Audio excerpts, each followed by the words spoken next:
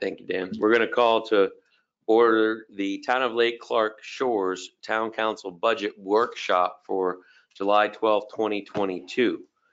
Can I have a roll call, please? Mayor Paul Shalhoub, Present. Vice Mayor Robert Shalhoub. Here. President Pro Tem Gregory Freebold. Here.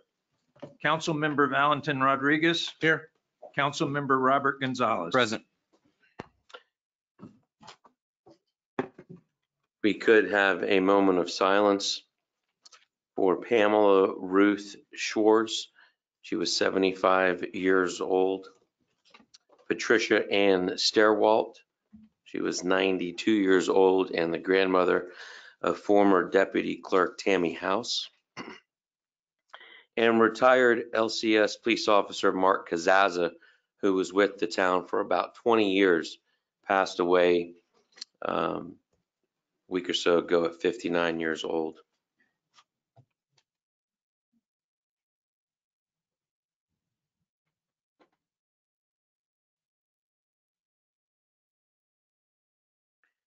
May their memories be eternal. On a brighter note, we have a resident, longtime resident, Joe Bobrowski, turned 102 years old recently. God bless him. That's amazing. Father Peter, on that note, would you be so kind as to lead us in an invocation and then the Pledge of Allegiance?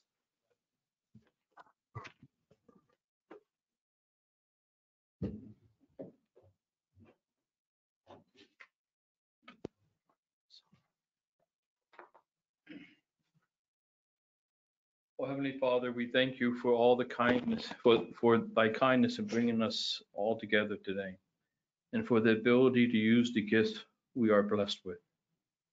Bless us in this meeting and keep us. Make thy face to shine on us and be gracious to us. We pray that we feel thy presence in this meeting because thou hast promised to be with us at all times. Heavenly Father, bless all the endeavors, especially today's meeting. Guide us in all our discussions.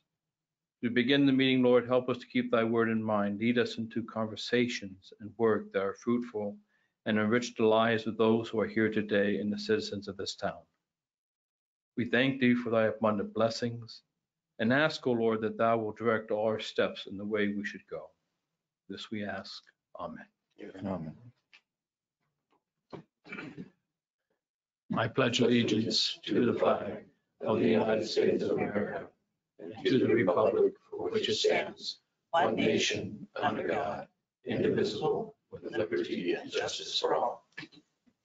Thank you very much, Father Peter. All right, so for all those here, welcome. Glad to see everybody. We're going to be doing a couple things here. We're going to have the town budget workshop where Mr. Clark is going to be doing a presentation. Then we're going to get into the CRA budget workshop, and then we're going to get into the actual town council meeting. So Dan, if you'd be so kind as to proceed with your presentation of the budget.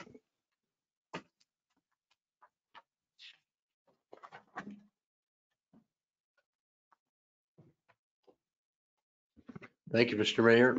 I am pleased to be presenting, I think, the 12th budget that I've been able to prepare for the town. This year, the budgeting process was really challenging because we have new rules that we have to abide by. So our budget looks a lot different than it has in years past. Yuli, can I have the budget back? Thank you. Our core mission is still protected in the budget: police services, code compliance, utility services, permitting, and general government. This year, we're budgeting for 5 funds. We follow general accepted accounting principles, and that really means this is how the government does it, and it's a lot different than most everybody else does it. To make it more confusing, the Government Accounting Standards Board actually writes policies and procedures that they believe follow GAAP. And so we're always talking about Gatsby policy this and Gatsby policy that and how we do our business. It's confusing. Sometimes it's inconsistent between funds. We account for utility monies different than we account for general fund monies. So sometimes it's a modified accrual accounting, sometimes it's a cash accounting, sometimes it's accrual accounting, and it makes things really challenging. Sometimes we transfer money between funds, sometimes we deficit spend, sometimes we just spend money out of a particular fund, and our bank accounts and our budget accounts are two so totally separate and different items, and rarely do they ever match. So let's talk about the general fund. There's no change in the millage rate. We're proposing to stay at 6.2798.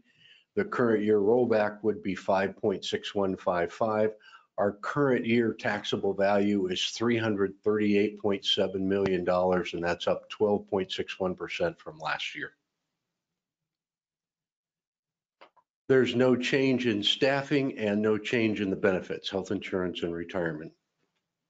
I'm proposing a merit increase of 4%.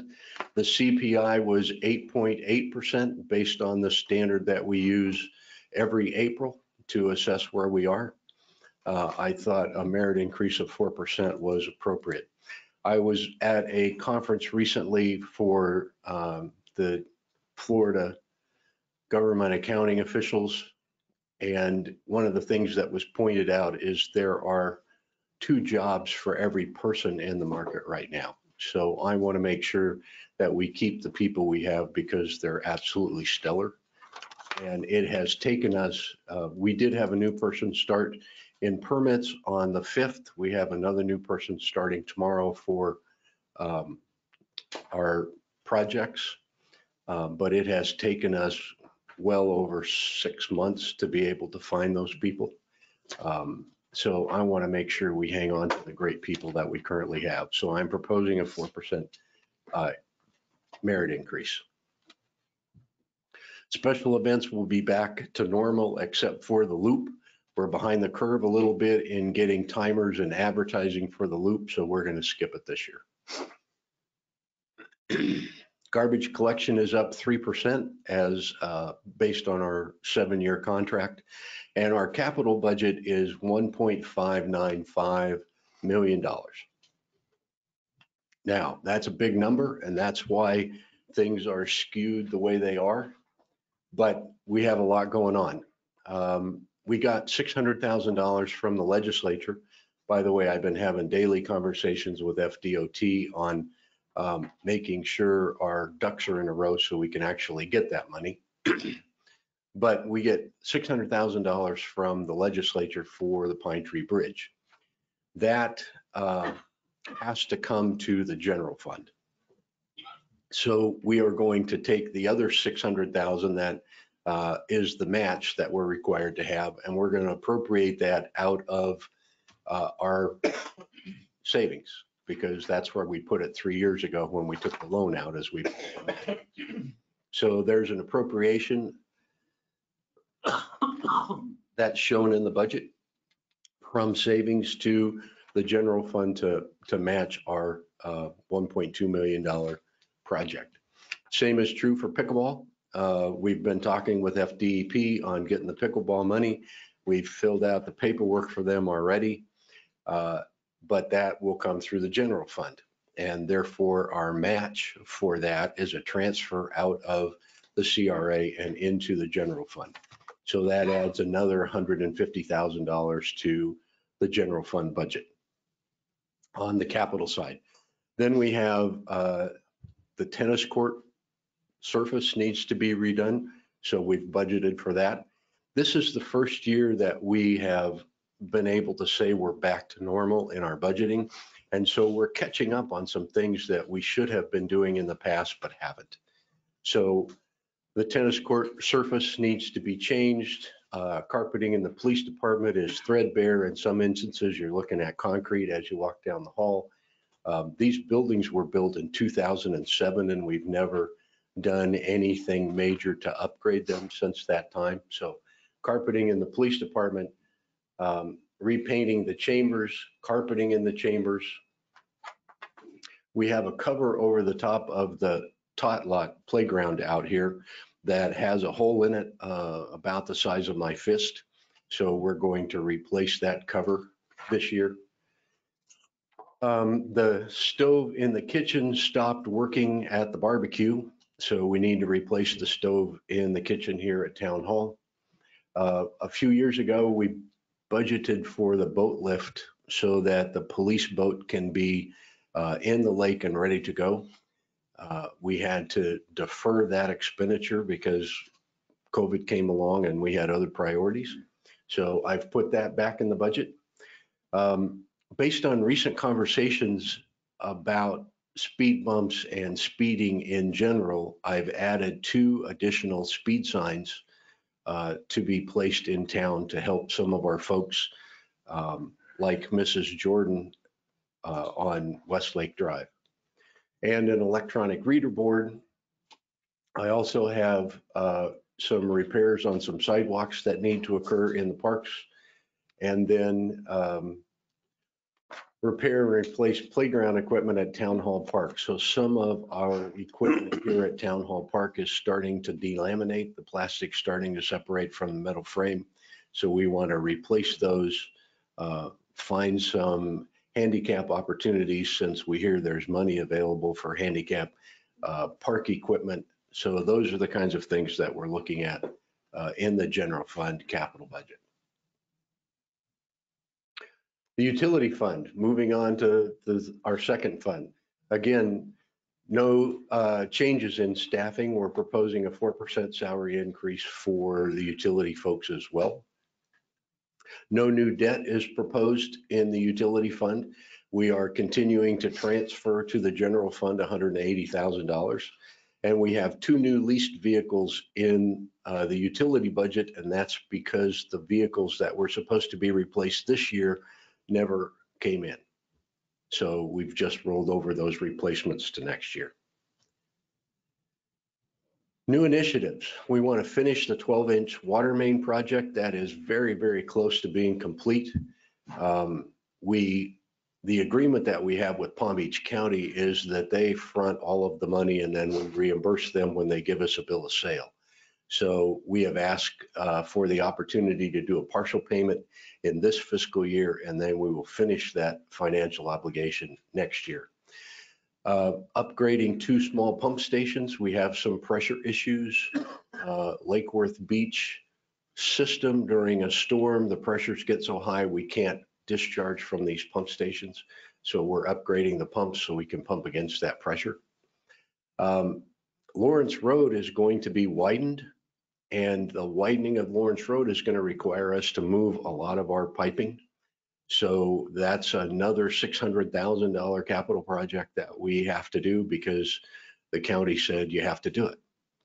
So we have the design complete. It's in permitting. We're going to try and do the same thing with the widening that we did with the other project, and that's to get the county to take the lead on it, and then we'll reimburse when the project's completed. And we need to purchase a new high head standby pump again for that same pressure issue with Lake Worth Beach. We need to be in a position to make sure that we can pump against whatever head they throw at us.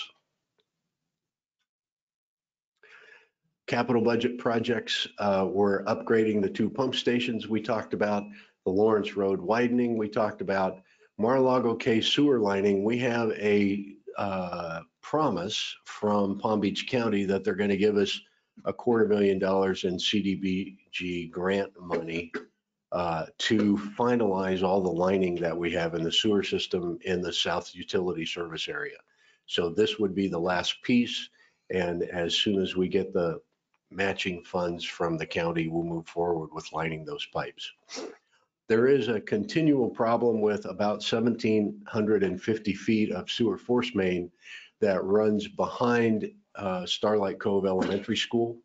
So that's one of our projects we're targeting next year. And then our high head standby pump is a capital purchase. Infrastructure surtax, we're expecting to get $269,000. We have planned expenditures of $214,500, drainage repair, road maintenance, and our loan principal. And again, that's what this slide says: drainage improvements, debt service, and road resurfacing. On the CRA fund, estimated revenues here of $106,000.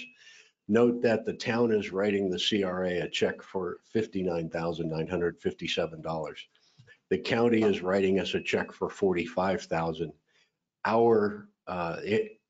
I looked at the budget just before I stepped up here. In 2020, we only had a total of $45,000 in income. So the improvements that are being made in the CRA are really turning around and becoming beneficial. We have a lot of programs going on in the CRA and a lot of activities going on in the CRA. We're continuing our business incentives. We had a meeting last week with a gentleman that has purchased one of the apartment complexes over there and is planning on doing major upgrades and revitalization. So he's looking to see how we can help him, and we're looking to see what he's going to do for us. So that's very positive.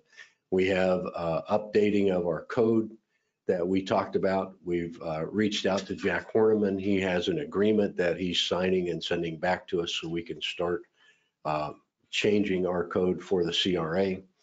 If you remember, or some of you may not remember, Jack Horniman did the PGA Boulevard overlay project for us back in 2010. So he is picking that up, modifying it, improving it, and we're going to use that as the basis for the new codes for the CRA. So our CRA capital projects, developing the new codes, the new tennis surface, these are actually being paid for out of the CRA. New security cameras at Community Park to support the pickleball courts and the cover over the top water. The ARPA fund, we have no new revenue expected. Our expenditures are $490,000, and most of that is going to the widening of Lawrence Road. We'll pay for that capital, that will pay a big chunk of that $600,000 out of the ARPA monies. And with that, I'm happy to answer any questions. Thank you very much, Dan. We'll start with Councilman Rodriguez. I have no questions. President Pro Tem Freeble. I have no questions at this time. Councilman Gonzalez.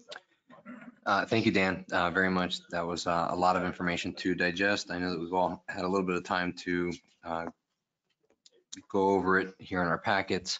The 4% merit increase, were there any increases in the past couple of years? Yes, the collective bargaining agreement with the police department has had a clause in it for many years that says that they get 1% over CPI to a max of 3.5%. So they've gotten 3.5%, and we have chosen to not make an us and them situation between the police department and the regular employees.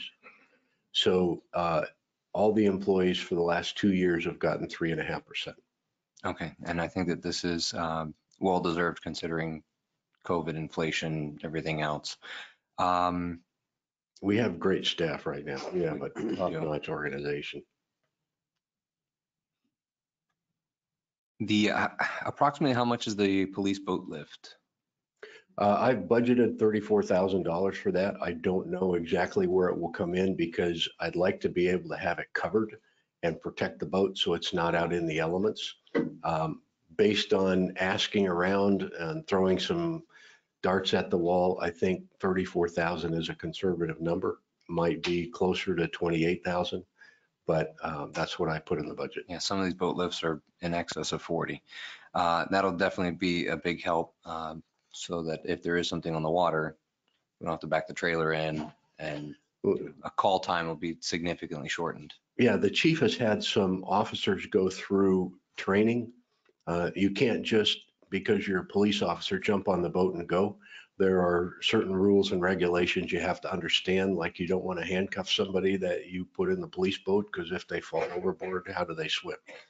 So we've had some officers go through that certification process, and we're in a great position now where if it's on the water, we have people available that can go down and check out a complaint on jet skis or a complaint on drownings or whatever the case may be. We certainly get a lot of jet skis sometimes on the weekends. The playground, I was there a while back, and there are some places where there's some metal exposed. Have we thought about the lifespan of the playground or how much usable life there's left in that? That's a really good question. I don't know how much usable life is left in that. The companies that we have purchased from in the past are really good about providing replacement parts. They're also really good about making them incredibly expensive. Got it. So sometimes it's worthwhile replacing the bits and pieces, and sometimes it's better to just replace the entire section or object. Two more questions, and thank you very much, Dan, again. I had a couple of residents come to me and express their concern about, beautification, maybe, right in Pine Tree, and or, tree trimming. And I think I noticed that there was an allotment in the budget, modest, but there was some sort of address there to beautify a little bit. There was a line item there for that. Yeah, we took the beautification budget from $5,000 a year and put it at $15,000 a year. We also have a repair and maintenance line item within parks that we pushed up to $17,000 this year from $10,000. Okay. And the issue with Lake Worth Beach and the pressure, can you just very briefly go into that so I kind of have a better understanding? So we have about 13 pump stations down south, and most of them pump into our master lift station number 1. We upgraded master lift station number 1 about 6 years ago to handle high head pressures because we pump master lift station number 1 into the Lake Worth Beach system. If the Lake Worth Beach system, they have some I&I problems, inflow and infiltration problems. When they start moving a lot of water, the pressure in their system can go up above 50 PSI. And we can't compete with that, is that what you're saying? We, at lift station 1, we can pump against that head. But if lift station 1 were to fail, we want a standby pump that's capable of bypassing lift station 1 and pumping into the system. We also have 3, I believe it's 3 stations that are not connected to lift station 1 that pump into that pipeline directly. And those stations are small capacity and usually low head pumps. So we're replacing those with high head pumps. All right, thank you. We talked, by the way, we went to Lake Worth Beach and talked to them about what they could do to control their pressure. And they very politely said, this is the way it is, deal with it. That was Lake Worth? Vice Mayor Shalhoub. Dan, I thought you did a great job on working on the budget. The issue that you and I discussed is the beautification and the landscaping, especially when you come in. And we discussed that there were some issues with regard to the soil and the soil's ability to work in conjunction with the mulching that's created some bare spots, and it really needs to be increased. The $5,000 to the $15,000, for those of you in the audience, it's a 200% increase in the line item budget, which is good. But we also discussed going into the CRA to see if we can get some dollars from the CRA to assist in the Forest Hill median and to improve that. And I don't think $15,000 is enough. Also want to do something on the causeway. You indicated that there's some plans to put some queen palms to get rid of whatever's there. Again, we just need to make our town look as beautiful as we think it should be. And that's the key, because the front part of this beautiful head of the lake, that's our calling card. And if we can do some more dollars, move it, if we have to move it from reserve into it to make it, it's got to be better than it is. Do we not? There's an agreement with ABM And is that coming up for renewal, or can we look elsewhere? We just need better, we need better vendors. Well, yes, it's coming up for renewal. I don't remember exactly when, but they put plants in and we have a 12-month warranty, and those plants die in 6 or 8 months because of the soil conditions. What we need to do is we need to take out the soil and put new soil back in and then put new plants back in. Could ABM be doing a better job for us? Sure. Can we find somebody big enough to handle what we do? Our landscaping budget is around $120,000 a year. That takes a pretty sizable organization to be able to do that. If you would like us to look for somebody else, we can do an RFP and see who else is out there that can handle that kind of project. I think something needs to be done. I think that if the rest of council is in agreement that we just need a better widget. It's just not good. My recollection is that they wanted a letter of recommendation and we refused to give them a letter of recommendation. So that teaches me that we should do an RFP and see who else is out there. You know, if people come to me, I provide a service and they're not happy with it, they're going to go someplace else, or they're going to require me to do a better job. And I think competition is good. And I think now is the opportunity to do an RFP. Okay. Okay. Mr. Mayor, may I add something to that? Please do. Dan, ABM is correct, and we've had this discussion for years and years. When FDOT put that in, if they do not remove that substrate, whatever they put in there is gonna die. It's got all the concrete, it's got all the lime in there that the plants just won't do well.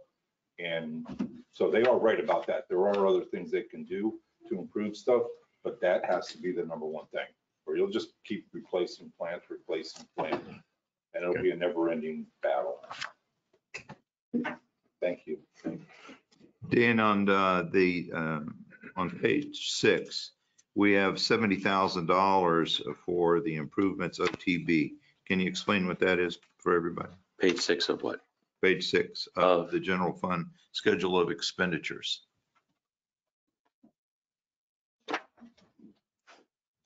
I have made notes in my spreadsheet, so I'm going to that spreadsheet location. Can you get by, if you're going to talk to him, Dan, can you get by a microphone?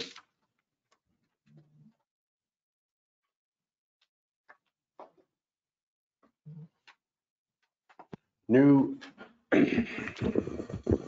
that $70,000 is new carpet and paint in the town hall chambers and a new commercial range in town hall kitchen. That's the OTB? Yes, What does OTB stand for? other than buildings. Other than buildings. Maybe we can do something about this dais to get it reconfigured so we can all, participate and see. I hate this dais. Thank you, Dan. I thought you did a great job. I appreciate the time that you gave me outside of the town council to bring me up to date on everything. So thank you very much. Dan, I just, is there a way to see what net revenues are coming from the South Utility Service? Yes, Because I was looking through it, and I couldn't see a way that in the paperwork provided, it was broken down. I can see where the revenues end, but then I can't figure out the expenditures portion that would be tied specifically to those revenues for the South Service. we don't do that. Okay. We stopped budgeting by water system, I don't know, 9 years ago. There was no benefit and the headaches were tremendous. You can't take a general kind of a bill and say, well, I'm going to allocate 15% to Hypoluxal Village and 40% to Seminole Manor and the rest of it to Lake Clark Shores and have it make any sense when you go back and try and do any kind of analysis. So we were doing a lot of work for nothing. Which is fine. Is there a way just outside of the purposes of the budget just figuring out this is how much money the town's making on the south water utilities or the south utilities. You mean a revenue, expenses minus revenue kind of discussion? Right. No. We can't figure that out. No, we don't have that data. Okay. All right. I don't have other questions. Great work as always. I know it takes a ton of time to put all this together. So thank you very much. This year was particularly entertaining with the grants coming in from the state. Good problem to have. Yeah, good problem. Very good problem to have. All right, brings us to council comments. Anyone want to add anything before we move to audience comments? Speak now, forever hold your peace. All right. Anyone in the audience have any comments about the budget? Where's Lawrence Road? Oh, that's in the south. Lawrence Road is the main road that runs from Lantana Road to Hypoluxo Road, and it splits our, Right now, I'm inside Lake Clark thing. There's a whole southern utilities owned by Lake Clark Shores that we manage. Okay, thank you. You mentioned about beautifying. I live on the other side of Forest Hill. If you want to come up and it's about the budget. If it's about general town operations, we'll get there. We live on the other side of the Forest Hill, and I don't know how it could be improved over there, but I sure would like some things beautified. So if there's any budget money that, I don't know, on the entrance to Carissa Road or somewhere down at that side, I mean, we do have a sign that says Town of Lake Clark Shores, but maybe it'd be nice if we were recognized with some beautification. Thank you. Why don't you give us a list of some suggested areas that you'd like improved? And we'll look into it. But the north and the south, we're all together. You don't feel like. We don't feel like it. Any other comments on the budget?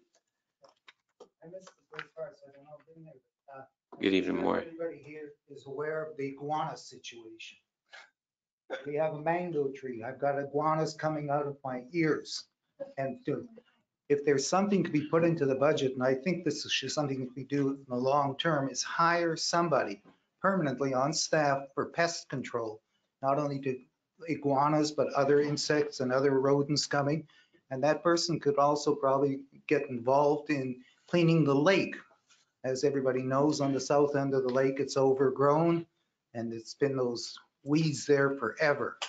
So I think if there's not, it'd be an idea to maybe put in a budget to hire somebody, an environmental scientist, specialist, I don't know, that on full time will be his job to take care of pests, take care of the lake, which I know is polluted, and offer suggestions, and they're on a full time. Hiring temporary people, pest control people, which I understand Wellesley did, and paid a bunch of money to get rid of the iguanas, and a month later, they were all back. I think you need somebody there all year round. This would be a full-time job. And I would think that something like that should be put into the budget. All right, thank you. we need, excuse me, sir, excuse me. We need your name and address for the record, please, into the microphone. Maury Lecker, 8415 West Lake. Thank you. I'm Maury. Thank you. Mr. Mayor, Yeah, if I may just briefly address. sure. So FWC has made it very, very clear that obviously iguanas are a very invasive species. And thank you for recognizing that. What they also have mentioned, it is 100% legal to dispatch in a humane way an iguana. So I don't have all of the exact verbiage of that law, but if anybody is curious, that is something that each property owner does have the right to do here in the state of Florida. Thank you. Just further on that point, yes, you can trap them and you've got to dispose of them somehow. But where do you dispose of them? Do you poison them? Do you shoot them with a No, it has to gun? be humane. It has to be dispatched humanely. So How do we do that? a high-powered pellet gun A or, high pellet? Well, I tried that. Try and shoot one of them and kill them. well, you need better target practice. I'm sure. Adjust the site. I mean, you can't get up that close. It's tough and I feel you, they're I all think over the somebody place. Down in your end of the street, I heard the pellet gun going off the other afternoon, so somebody was doing some target practice. I don't know who. There's There's no way, even if you kill him, then what do you do with it? there's a gentleman on YouTube that actually films, his hunting of iguanas. So, and he's been in our lake and he's taken several of them out. So You just put it in a bag I and think throw it it's away. a long-term thing, not just the short term. I agree. And we need to look at it. I think the whole state Mango of Florida. season's over, so maybe that won't come visit me as often. Then we got hibiscus. They love hibiscus. They've eaten up a whole section of my backyard. Maury, we Right. need another freeze. Yeah, right. It's not going to happen anytime soon. I know, remember the one freeze that took care of him? Any other audience comments on the budget? Yes, Tim.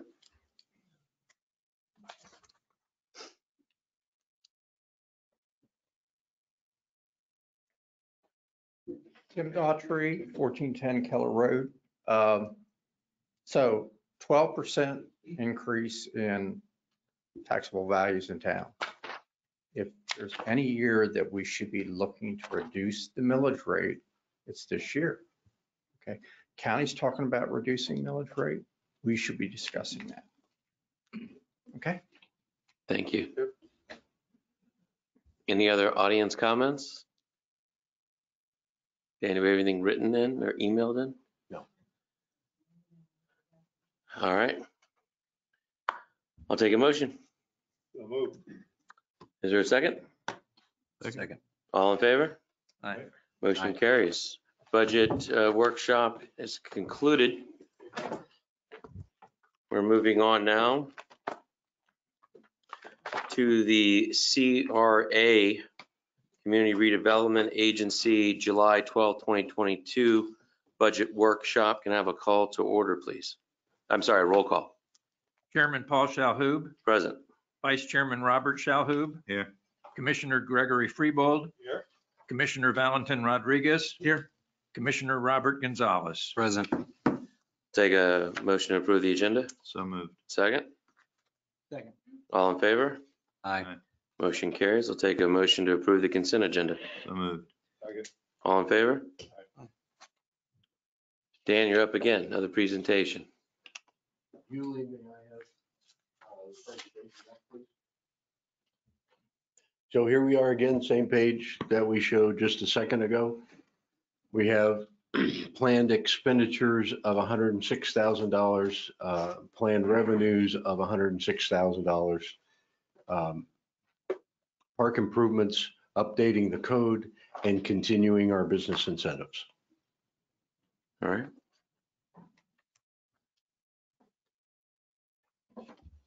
Any questions for Mr. Clark? All right.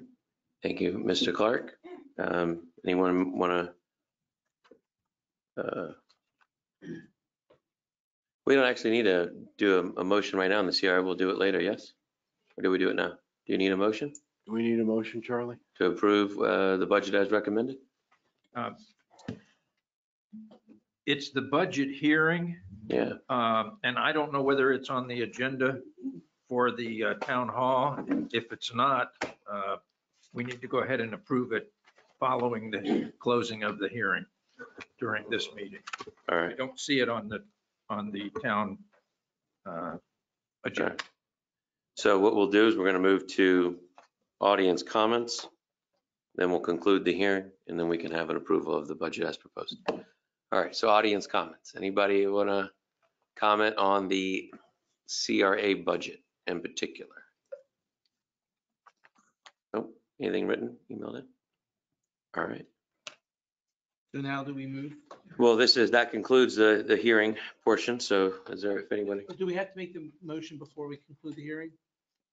No, you close the hearing and then make the motion.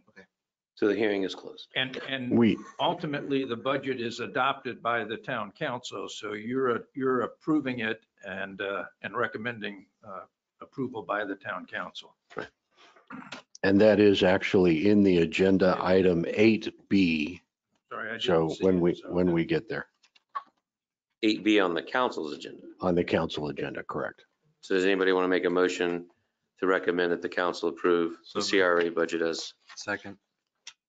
all right, all in favor? Aye. All right, motion carries. Take a motion to adjourn. So moved. Is there a second? Second. All in favor? Aye. Motion carries.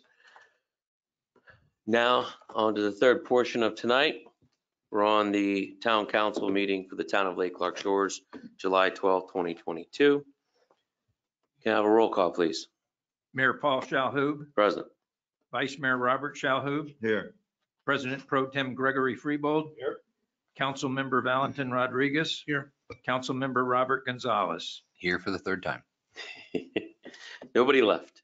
I'll take a motion to approve the agenda. So moved. Is there a second? All right, all in favor? Aye. Take a motion to approve consent agenda. So moved. Second. All in favor? Aye. All right. No presentations, no quasi judicial proceedings. And we have the public hearing portion of it. Imposing a non-ad valorem special assessment for nuisance abatement involving the property located at 7730 West Lake Drive in Lake Clark Shores, 33406. Dan, give us an update on what's going on there. This is the parcel that we have had challenges with for several months. We declared that parcel a nuisance parcel and started mowing the grass just to keep it looking somewhat reasonable while they figured out ownership issues. So I believe that this is allowing us to assess for the dollars that we've spent to date, about $900 in mowing charges. That's correct, and it does not include any fines or penalties. That cannot be levied as a ad valorem or non-ad valorem assessment. This is recouping the costs of the town for the work the town did to abate the nuisance. Have you received, Dan, any objections to this non-ad valorem special assessment? No. All right, thank you, Dan. Anyone have any questions for Dan before we move on? Dan, if I may, Please. are there outstanding code violations and are the fines accruing? So the property has come under new ownership and we have reissued fines and citations under the new ownership. And yes, they are accruing. You and I had this conversation earlier where in the good old days, when we found a piece of property that was constantly in disrepair or in very visible violation of the code, we put a sign in the front there so we could assuage the concerns of the residents and the neighbors going back and forth. Can we revisit this and let everybody know that we know that the roof, or I should say, the ceiling is falling before you enter the front door? Yes. Because some neighbors have called me and said, what's going on with it? And it just needs to be, we just need to be more aggressive on code violations. There's a reason for it. Thank you. And as we've talked often, code compliance is voluntary. You can fine them, you can't make them fix it. You know what? And then we can record the fines and then we'll send it on over to Mr. Scheck and let him earn his nickel on enforcement and execution. Anyone in the audience have any comments as to the imposition of a non-ad valorem special assessment? Yes, sir. You can introduce yourself, please. Welcome. 7730. We are the property managing on the property for 7730. We are trying to figure out some legal issues. I do want to work with the council to try to get it into outstanding condition. We are dealing with some legal issues, but I'm happy to fix anything that's urgent for right now till we figure out the legal issues. Okay. What about, and I'm glad you're here. Welcome. I appreciate it. This is great. I also live on 8081 Westlake. Okay. Do you, any issues with the imposition of the No, I'm happy to assessment? pay the $900. I do eventually want the council, if they may, to reconsider the fees once we can work out these legal issues, but I also don't want to overstep any boundaries for right now. And so you're just managing the property for the owner? Correct. Okay. Yeah. So, but I am happy if there's anything urgent, if we need to get up there and fix that, just kind of put a piece of wood and make it more appealing. I sent a lawn service out there to make sure that it's well taken care of, even basically all the overgrown trees and all that stuff. And that was all cleaned up. Unfortunately, the roof issue was a little bigger of an issue as it was sinking. Any courtesy to kind of. Why don't you meet with Mr. Clark and, have a sit down with him? I bet you he'd like to have a conversation with you Absolutely. to determine the owner and also code enforcement. Yep, absolutely. And I've been talking with Dan, and Dan's been great. Okay. And what was your name again? Ahmad. Ahmad Ayub? Ayub, yep. Okay. Nice to meet you, Ahmad. All right. Mr. Mayor, I had a question. Sure. So did the ownership change in that property? Yes. Okay, and is it now bank owned? No, it's under a trust. Okay, all right. Thank you. Thank you. Okay. Any emailed questions, written questions then? No, sir.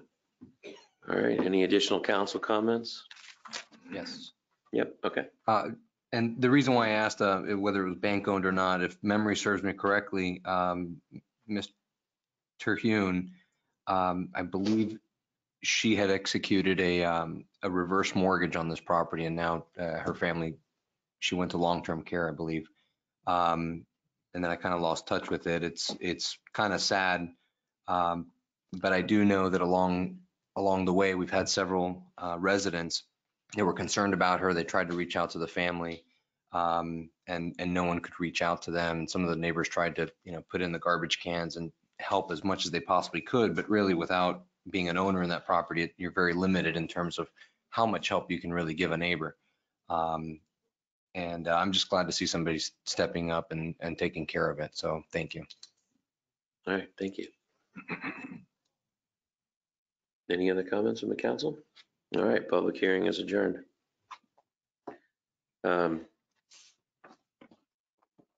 Actually, we need a motion to approve the input. There we go. Second. All in favor? Aye. Aye. Motion carries. Unfinished business. This is an approval of resolution 2022-14 imposing a non-ad valorem special assessment for nuisance abatement involving the property located at 7730 Westlake Drive. Actually, we just did that, didn't we? We need That's for the next year. we need the resolution passed so that we can talk with the assessor and collector. If the gentleman ends up paying the fine, then this is a little bit of wasted effort, but just in case, let's go ahead and please approve the resolution. Sure. I'll take a motion to approve. So move. Second. All in favor? Aye. Okay. Moving on to ongoing septic to sewer status here. So things still are proceeding as planned with regard to Micah West.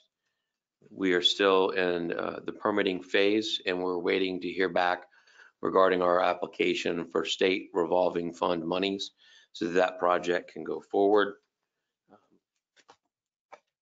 It's about the only update to provide you at this time.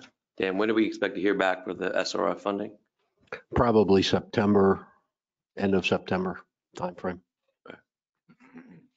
Any councilmen have any comments to make on this topic at this time? Nope. All right. I'll reserve my comments for item 11. Okay. Going to go on to new business. First reading of ordinance 2022-01 imposing a moratorium on enforcement of section 125-767 sub A, sub B, and sub D Code of Ordinances. Charlie? An ordinance of the Town Council of the Town of Lake Clark Shores, Florida, imposing a temporary moratorium on enforcement of section 125-767 sub A, B, and D for a period of 6 months, providing a conflicts clause, severability clause, an effective date, and for other purposes. All right. Thank you, Charlie. Do we just need to do a motion? Yes. So moved. Second. All in favor? Aye. All right. Motion carries. Dan, we're on to a presentation of the proposed budget for the fiscal year 2022, 2023. Anything you want to add? Can I do it again? Yeah. I'd suggest maybe just letting us know if you want to add anything from the budget workshop. No, sir. All right.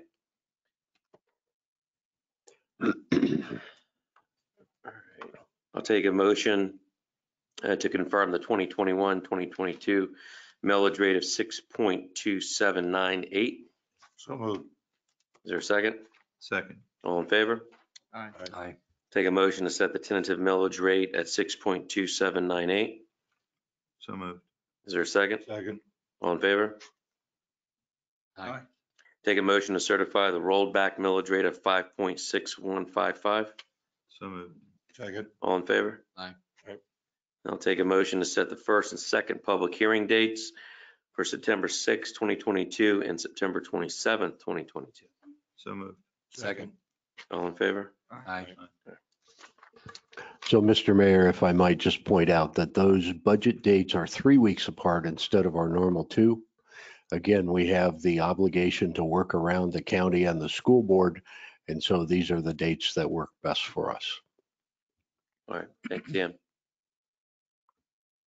Before we get to audience comments, because we have a decent amount here today, I'm going to go a little bit out of order. Welcome again, Chief Adams.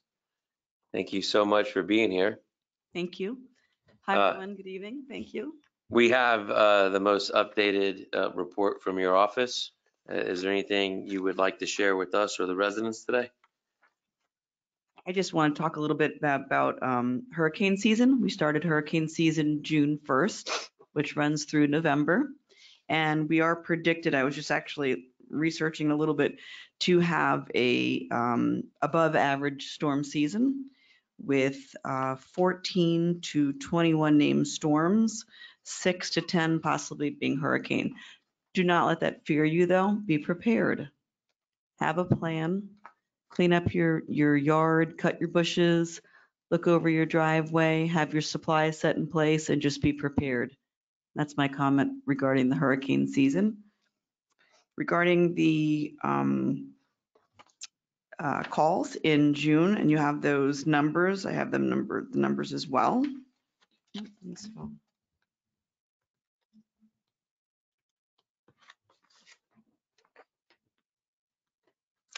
In June, we ran 21 medical calls here in your Lake Clark Shores area. We had 3 vehicle accidents, 1 hazardous situation, 1 assist investigation, and 3 fire alarms. Number of events equals 29 incidents. That's all I really have for tonight. Thank you, Chief. Thank you Can I very ask a much. question, Chief? I just, as I read through this and everything, I've just clarified for me, is the station situation dispatch? Is that what the one is for? And I see some of them there assist. What does assist mean? Assist could mean a police assist, whether or Police not assist. we come out to help wash down, or I'd have to look specifically at that to find out what those assists would mean, but it could mean any type of See, I'll say medical, public and we got assist. one in here that says assist. So I was just curious. It could be breaking into a vehicle that's parked with a dog, and it could be any type of Okay. police, non-emergent assist. Gotcha. Okay, thank you. You're welcome. I had one question.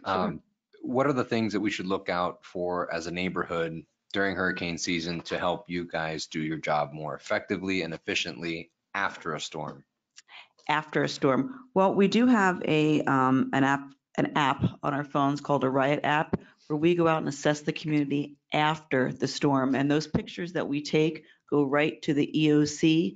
And that is a very quick way to be able to assess storm damage, assess flooding, assess what the community needs are. So I believe that might be an app, Privy, that you can also have on your telephones too. And I will get that information for you. And that would really help us out in assessing any kind of damage after the storm. One more question or comment, just to kind of bring it up. Miami-Dade does an interesting thing with the elderly residents, and they actually have a card. I don't know if you've ever been to maybe like a Brazilian steakhouse. Green means keep feeding me. Red means please stop, I'm full. But they've used that same concept after a storm so that they can easily tell either police or first responders Green, hey, I'm okay after storm. Red, I need help. So I don't know if that's something that maybe our town can make available to those that don't have very much mobility. I will definitely take a look into that. That's, you said in Miami-Dade? Miami-Dade does Okay. that, correct? Chief, I think we've done that in the past with a card on the door. They have a Perfect. card on the door. And we go by grocery and check on the Yeah. people. Okay, good. But we have cards color coded. Thank you, Chief. So just a good reminder then. Everything is set up in a way that hopefully you don't have to use it. Thank you, Chief. And thank you very much for your report. Thank you, Chief Adams. You know, it's always great. You come to, I think, more meetings than any chief before you, at least so that I can recall. So we really appreciate you always stopping by and all the hard work that your Thank men and you. women do for our town. I actually enjoy coming to the meetings. I do brag about the council and the area. It's a beautiful area. I've said numerous times I'd like to come and move in this area. It really is an incredible place. You're very blessed. Well, thank you. When you're ready, come on over. Thank you. Okay. Going to move on now to audience comments. A little introduction. We're doing things a little differently as of late. We've had wonderful participation from the community over the last, I'd say, close to a year now. And due to that, I want to make sure that everybody has the opportunity to come up and freely express their comments to the town. We're going to be keeping everything to 3 minutes. To the extent you want an answer to a question, a couple of things I suggest you do. One, ask your question, but you're going to get an answer during council comments. Or two, meet with the councilman or Dan Clark after the meeting or ahead of the next meeting, and then we can address your questions that way. So you're one, not having to wait all the way to one meeting, so 1 month to have any questions answered, and two, it'll allow for a little bit more of a effective running of the meeting. So Councilman Gonzalez has got the clicker, I believe, right there, ready? Xfinity. Okay, how do you use this? It says start, it says stop, and it says reset. There we go. All right, now, Yeah. with that as a pretext, any audience comments from those here? Yes, Ms. Brandenburg. And Mr. Mayor, I'll start after they've introduced themselves with their name and address if That it's sounds okay. Thank you. Did you give one to Dan or just the council? That's okay, as long as we'll have it for the record, it's fine.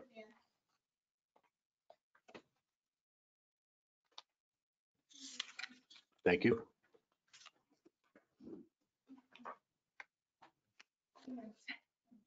Just move the microphone down a little bit and introduce yourself, please. Louise Brandenburg, 1890 Carissa Road. I'm here to tell this council that we've had the right to enjoy our home stripped from us, that we have lost our privacy due to strangers looking over into our backyard, and we no longer can sleep past 6:30 a.m. on weekends. Not because of just a home-based business, but because of a commercial bounce house and party business. Since January 17th, this commercial bounce house and party business has been operating out of the backside and front yards. We brought this to the attention of town manager, Mr. Clark, in February. Mr. Clark requested the town attorneys review my correspondence, the Florida statute and the town code. Town attorney did so and sent an email to Mr. Clark and Dana Fisher, which you have a copy of. The statute specific, in this email, he states, the statute specifically requires local governments to allow home-based businesses when they meet certain criteria. 1, the business is subject to applicable business taxes. 2, the employees who work at the residence dwelling must also reside there, except for 2 employees who do not reside at the dwelling may work at the business. 3, parking related to the home-based business and need for parking generated by the business may not be greater in volume than would normally be expected at a similar residence where no business is conducted. 4, local governments may regulate the use of vehicles, trailers operated and parked at the business, provided such regulations are not more stringent than those to residents where no business is conducted. The activities of the home-based business are secondary to the property use as a dwelling. Based on our attorney's review of the above stated documents and laws, it was his opinion Mr. Rivera and Mr. Mendez, the owner of the business, must have a valid business tax receipt, may only have 1 trailer on the property, and cannot have open storage at the business. The business did receive a violation on May 10th for operating without a tax receipt. The business operated from January 17th until May 24th with no tax receipt. with no fine or penalty, while 5 other businesses received a $250 fine and a $100 administration fee at the April enforcement meeting. On the tax record approved by the town, on the line that says type of equipment used, it lists a bounce house. The applicant failed to include 49 other bounce houses, hundreds of folding chairs, folding tables, event tents, blowers, pallets, tent poles, weights, cotton candy machines, snow cone machines, generators, and cargo trailers. On the line type of flammable material stored, it was left blank. There was no mention of propane tanks or gas tanks, all which are flammable equipment. By signing, the applicant certified that the information given on the application is true and correct, and agrees to comply with the town code and laws of the state, and agrees that violation of any code automatically cancels the tax receipt. The applicant was not in compliance when he submitted the application. I'd like to know what the point of having a tax receipt when it does not require the applicant to be in compliance, or it cannot be canceled when or it is not canceled when the applicant is not in compliance. On June 9th, my husband and I met with the mayor. At his request, the meeting included the town attorney and the town manager. I'm done? Okay. I'm done. Thank you, right? Ms. Brandenburg. Thank you.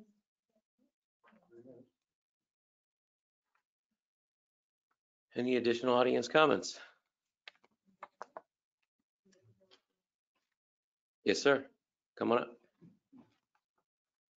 Actually, I planned mine for 3 minutes. So, You hopefully we just can- introduce yourself for the record, Sure, please. sure. I'm not going to give you the introductory stuff that I wanted to because I know Vice Mayor Shallow likes some of the history of the people who have been here a long time. But since I only have 3 minutes only, we have to edit myself. But we have been here 36 years. My name is Mike Bingham. We're at 8200 Pine Tree Lane. And I just want to forget all that stuff and say, first of all, thank you all for the work that you do. I know that you put in some long hours and probably take more phone calls from your great residents than you would like. However, with regard to the septic to sewer project, I don't think enough of qualitative research has been done to make some of the statements and decisions that you gentlemen have made. I do have 3 specific areas, and like I said, I've got to 3 minutes. Point number 1, how many of the 702 homes are on the water? I ask this only to clarify that the number of those homes on the water is probably a flat fraction of the total, and I'm finding it difficult to believe that the issues affecting the lake are caused by that much smaller number of homes. Why aren't we testing the septic tanks at all homes on the septic system? If septic tanks are indeed the culprit, at least we would know, and if not, we can go back to the state and the county and tell them so. I find it interesting that these homes, most of which have been here for more than 60 years and seemingly no issues, suddenly in more recent years have issues. Also, are there any tests for runoffs? There's definitely a lot more fertilizer on our lawns these days. Fixing the lake is not going to fix the runoff. Mr. Freebold stated research showed the lake water quality would be better if improvements were made. Okay, I would agree with that. Excuse me, sir, that wasn't me. That was the deep. Oh, yeah, I'm sorry. You were quoting. Yes, I understand. Right. Thank you. But how much better? There was no empirical data provided by that expert. Number 2, I've heard for years that the majority of Lake Clark Shores residents are in favor of the sewer project. Really? That's okay. But how do we know that? Are we using scientific research to find that out? I've got 40 years in the media industry. Research is primary usage, and we live and die by those numbers. And I'm not sure that we've actually done this statistically and right. Finally, a banner is posted on the Lake Clark Shores websites that states, civility is everyone's responsibility. Be responsible, be patient, be considerate. I've tried my utmost tonight to follow that slogan in my questions to you. Being in a leadership role, I know that civility goes both ways, and it's best demonstrated by those in leadership. We've seen this take place in our country where many people say they want to have a conversation, but really they don't. Unfortunately, that thought did come to my mind when I witnessed the accusations against Mrs. Churzanowski, and my apologies if I mispronounced her name. She was accused of saying or implying that Mr. Clark was lying in his response to her.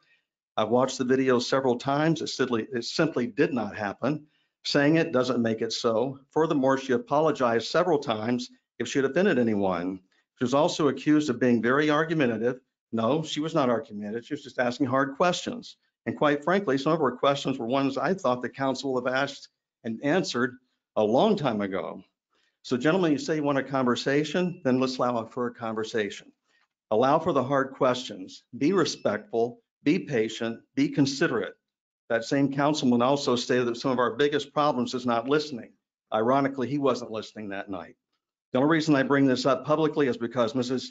Cherzanowski was berated publicly, and she deserves a public apology. Thank you for your time and attention. I'll give you my list of questions that I've read in public.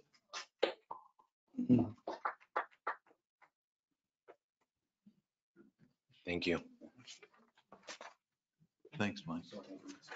That's okay. Just Thank you. breathe, breathe.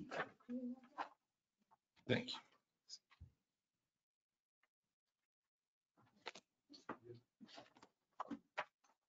Thank you. Thank you. I thought I actually wrote them all down, but I missed it. Thank you, Mike. Thank you for providing questions. Any additional audience comments? All right, Mrs. Bing.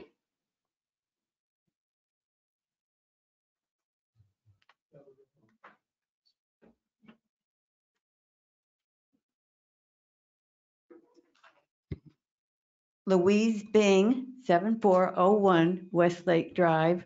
And I've got my retainers on and I can't take them out now, so I'm gonna have to like You sound fine. butter through this. I think it was a few meetings ago that Mrs. Shalhoub Bernadette, she got up and she suggested that we work at getting something like the shoreline, but smaller and just plain paper like the Observer and maybe 4 sheets. And that would be something that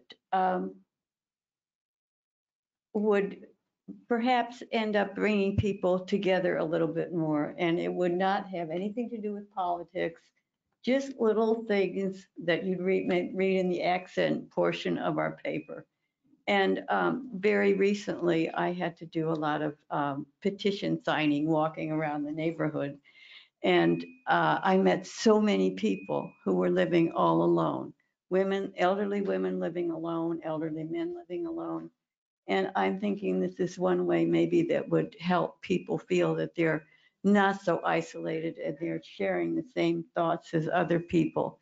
I met one woman who said she lived all alone, but she said that she didn't have a problem with it because she had gone to her other neighbors and shared telephone numbers and tried to get all of them to be aware of her as a neighbor. And a lot of people can't do that. I can't. You just sit in your house and you hope that people will come to you. But it could have anything in it like worrying that your neighbor's tree is hanging over on your yard a little bit and you really don't know what to say to him without making an enemy. Little things like that. And how walking one's dog is different now today because we've got a lot of people just throwing things along the roadside and not picking them up. And I noticed that when a lot of people are walking their dogs, it would be so much better if they would just watch the dog and make sure that he's not picking up something and eating it. Those are just little trivial things, but that's what this newspaper would be for. And I think that's what Mrs. Shalhoub was talking about, just friendly things and things that might get people interested in the same things and have something to talk about. And at least just having that newspaper come to their door, that little small newspaper would make them feel perhaps not so isolated. I love the idea. And I've been just wanting this for so long, sort of like our old shoreline. So that's all. Well, thank you very much.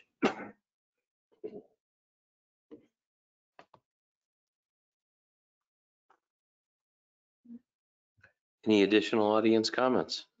No, Mr. Daughtry? And I apologize, you actually sent in a piece of paper. We should have started with you. Fine, you can kick me on down anytime. Okay, septic to sewer. You got to find a path forward, okay? And there's been a lot of back and forth, okay? We need to understand where our problems are coming from. And to do that, we need to test the water. And if we're concerned about the water, we've got to start now and addressing the issues we have. We've got to ban fertilizers and pesticides in our town, especially during rainy season. We got to stop using herbicides to eradicate the weeds, okay? And I understand best practices, Greg, which you mentioned in the last meeting, but newer studies are showing that using herbicides to address weed problems in waterways adds to nitrogen and adds to phosphorus, which is what we're trying to eliminate. Runoff needs to be addressed. We have to address the runoff. We have to address the runoff. We have to. We got to promote Florida-friendly yards. We've got to promote people taking their yards off of irrigation. We have to educate our residents that maybe having this pristine green lawn is not helping our waterways and our lake. We've got to get to a point where we're not continuing to have pristine green lawns. I have not irrigated my yard in 5 years, okay? It's not great. It doesn't look good, okay? But my next door neighbor, same thing, okay? And it's being friendly to our environment. Greg can easily tell you the damage that pesticides and herbicides cause to our waterways. He's a waterman. He understands these issues. He understands these issues far better than I do because he works in the industry all the time. With the sewers, right now, we're only talking about 700 homes. But actually, there's 1,400 homes.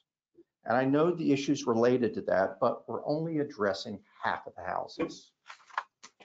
A real plan needs to address all the houses, no matter what we have to go through to get to that point.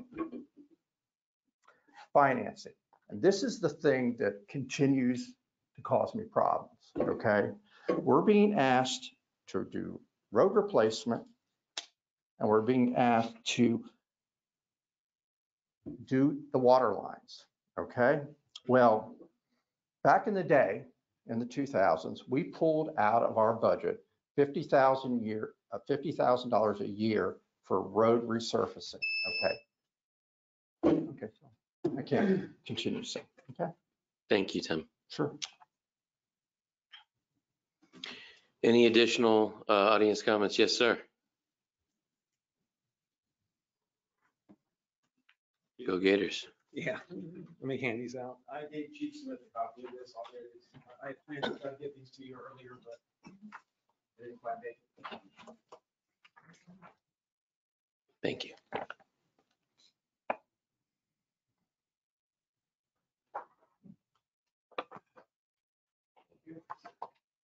It makes it very helpful to follow along when we get documents, so thank you.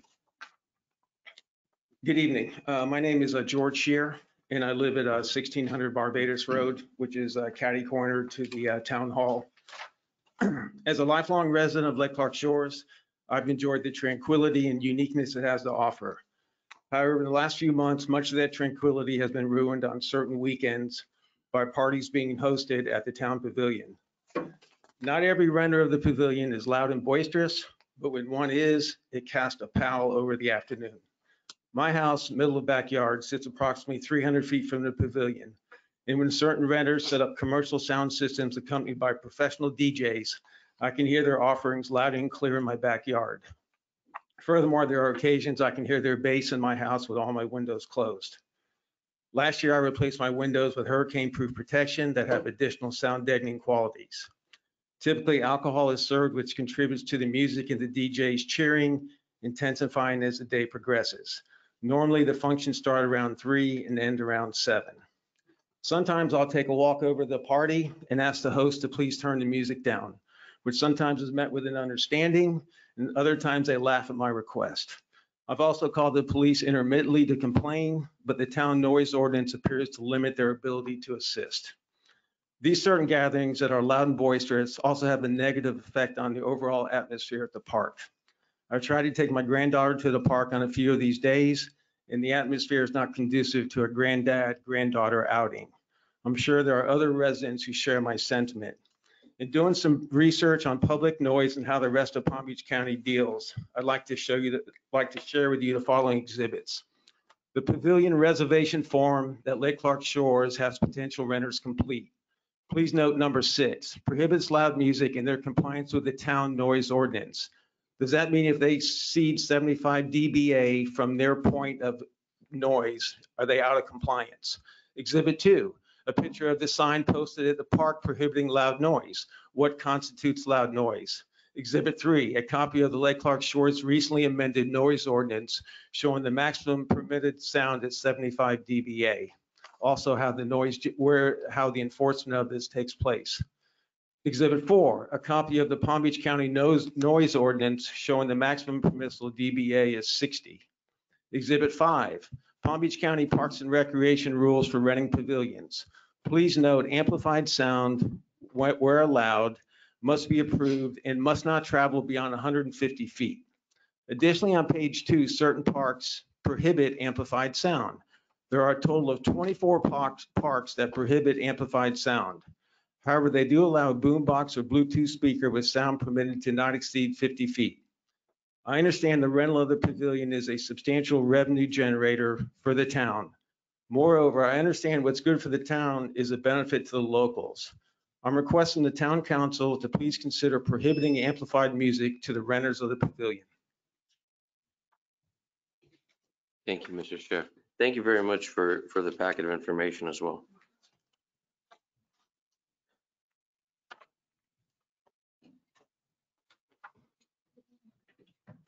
All right, any additional audience comments? Yes, ma'am, welcome. Debbie Pesek.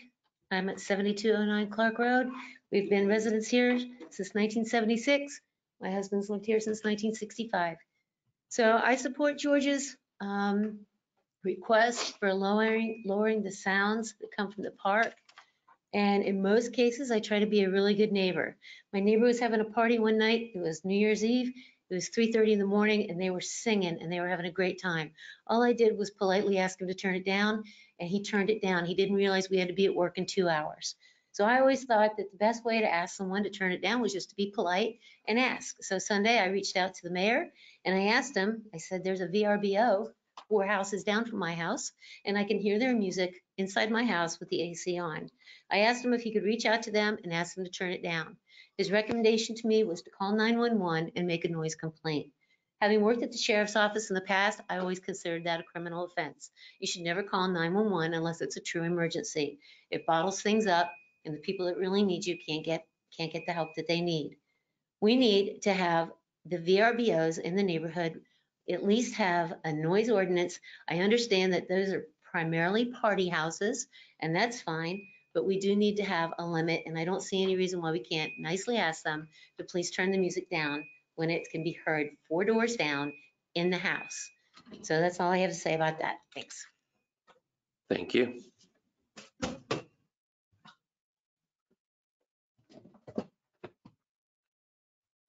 Any additional audience comments? Give you guys some time to think about that. Is there anything written in? Oh, yes, ma'am.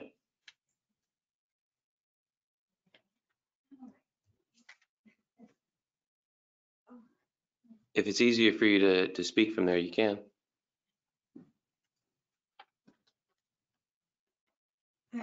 Hello, my name is Genevieve Bobrowski. I live at 7501 Pine Tree Lane, Lake Clark. I'm here to tell you that I'm very upset with the gentleman for taking my right to vote away from me. You have decided to put the sewers in. I'm not disputing that, but I do feel that I have a right to vote for things. Same thing with this clock you have on the wall. I was here last month, you didn't have that clock on the wall, and you had 2 people talk for 2 hours. You're not being fair to your residents. You want to put an assessment on our houses for $25,000? You have a lot of senior citizens in this town. They can't afford that. Why can't you just go ahead and get, well, I went over to Green Acres, and they are going to put sewers in, and they are doing it with grants from different companies and things like that. Why can't you gentlemen do that? And why aren't you doing a workshop so we could learn more about what's going on with this lake? Today, they went and they sprayed the lake. They sprayed it again last month. Does anybody say anything about the spraying of the lake? They're trying to get rid of the water lilies. They're not going to get rid of them unless they pull them out. It's not fair to the residents of this town. You're not helping us, and you're not doing your research right. Thank you. Thank you, Ms. Bobrowski. And tell Joe happy birthday for us, please.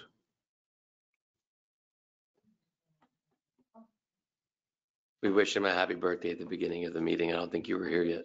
Yes, ma'am. Quite amazing. If we, Can't afford a sewer either. And when he goes, I won't have any money to live on. yes, sir. Mr. Kulkarni.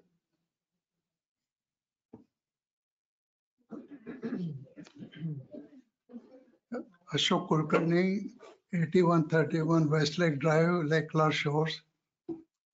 Actually right now, Mayor, you mentioned that audience comments, you are willing to listen, but there won't be any response. So what happens, in my opinion, actually, somebody like Jean, whatever she said, number of people raise a lot of questions. So and with a small audience, time should not be a big problem, honestly. But when people raise the question and when they are done, when you say thank you, that is really not really enough. People like to listen your response, and there will be your answers too, because my question is that after their comments, what is going to happen? That is really, I strongly feel, that right now, 2 or 3 people express their very much concerns. They also raise a lot of questions. And if you mention just thank you, that really doesn't really resolve anything, how they are going to know what's going to happen next. So I sincerely say that please, within that time, please try to respond also. Okay? Thank you. Thank you. Any additional audience comments? Sure, go ahead. No, yes, please stay there. When do we find out how much our tickets cost? Do you put up a paper telling us how much it costs? That amount is discussed at, I think, every year around the town council meeting what the cost of it is. We spend on a picnic. You want to spend money on sewers? I'd like to know how much you spend on the picnic. Thank you. You're welcome. Hi, Tony Sacco, 7305 Pine Tree Lane. I feel like you did this format because you're feeling a lot of pressure on the septic to sewers, and you don't want to answer the questions. Follow up on Mr. Daughtry, Pine Tree Lane being paved. You're going to be, basically, the residents pay their property taxes for things like road improvements. So you're going to assess 702 homeowners, $25,000. A portion of that is going to go towards paving the road, which people from Lake Worth use. A lot of people use it, more than Lake Clark Shores residents. But we've already paid the property taxes that supposed to cover the paving of that road. So basically, we're getting taxed twice. You're going to charge us, you're going to assess us for the septic sewer to pave the road when we've already paid our property taxes. That's supposed to come out of your budget, just like you on Westlake. You didn't assess each homeowner a certain amount to pave the road. It came out of the property taxes. So, and I think this format is terrible. Thanks. Thank you. Any additional audience comments? Anything written in, Dan? We have one hand raised for a call-in. Sure, It would be Bernadette Shalhoub. sure.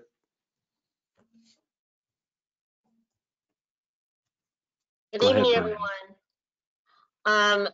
I'm very concerned about the noise ordinance at the pavilion. Recently, since COVID has been in play, we have rented homes to do our family vacations in, and in those home rentals, there are specific requirements, especially regarding noise. And if you go over that noise at any point in time of your stay, you're immediately notified. It's an immediate notification that you have exceeded your noise limit and that you need to address it immediately.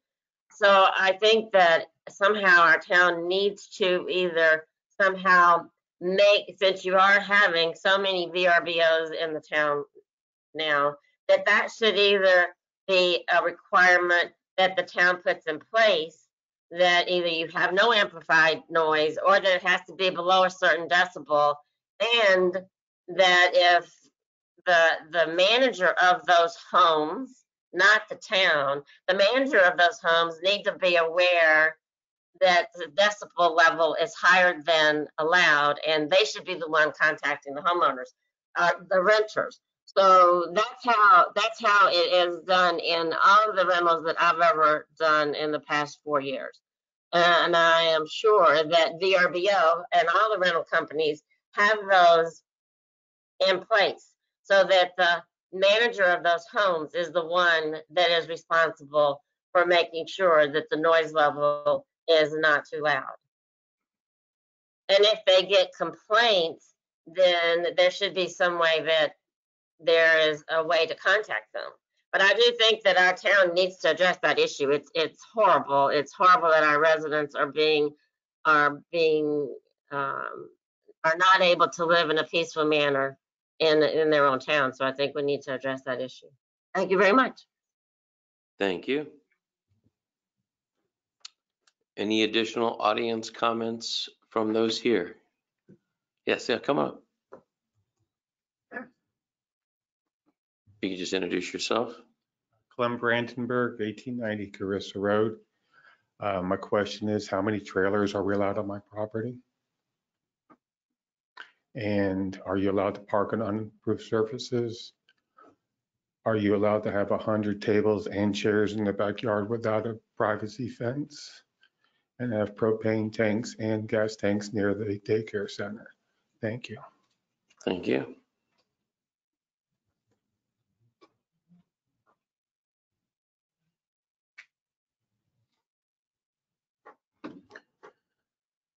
Any additional audience comments?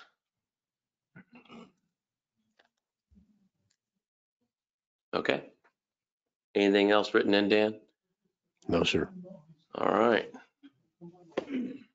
That concludes that portion. For all those who came up, thank you all very much. I do encourage you to stick around so that the council can take the opportunity to address any of the issues that were discussed during audience comments.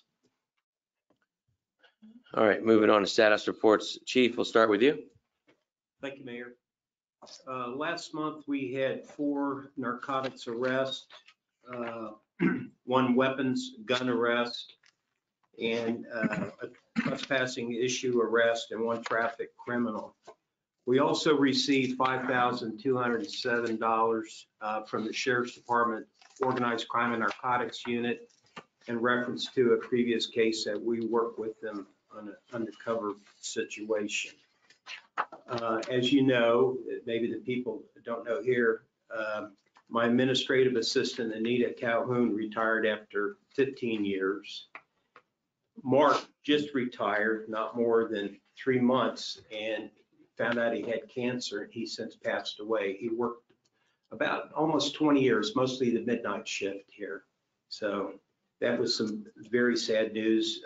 This took place up in Tennessee, and they're not going to have any funeral or arrangements, so there was no way that we could really assist. I've been working with his brother and trying to help them. The town's been trying to help them on some issues with funeral and so forth. So that is pretty much it, unless you have any questions or anything. Anyone have any questions for the chief? One more thing, a lot of people always ask me about our LPR cameras. The 5 cameras processed about 64,000 vehicles coming in and out of the city in the past month. We had no violations, no serious violations. So that's a good tool, keeping track of who's coming in. I have a question. Sure. Wes, you heard a few comments from the audience about the noise ordinance. Do you remember in 2018 when we rewrote the ordinance? I'm looking at it here. It was, I remember we spent a lot of time in 2018 trying to get an ordinance that could be enforced. And basically there are decibels between certain hours, like 7 to 10 p.m. was a higher decibel level, 10 to 7 was a lower. And commercial areas had a different decibel level. Do we actually have officers go out and? We do. Matter of fact, I purchased a sound meter. Okay.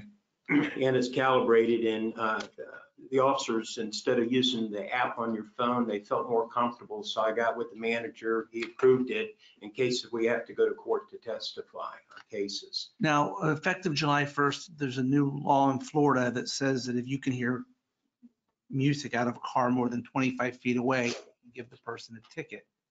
How are you going to enforce that? Or have you even thought about that?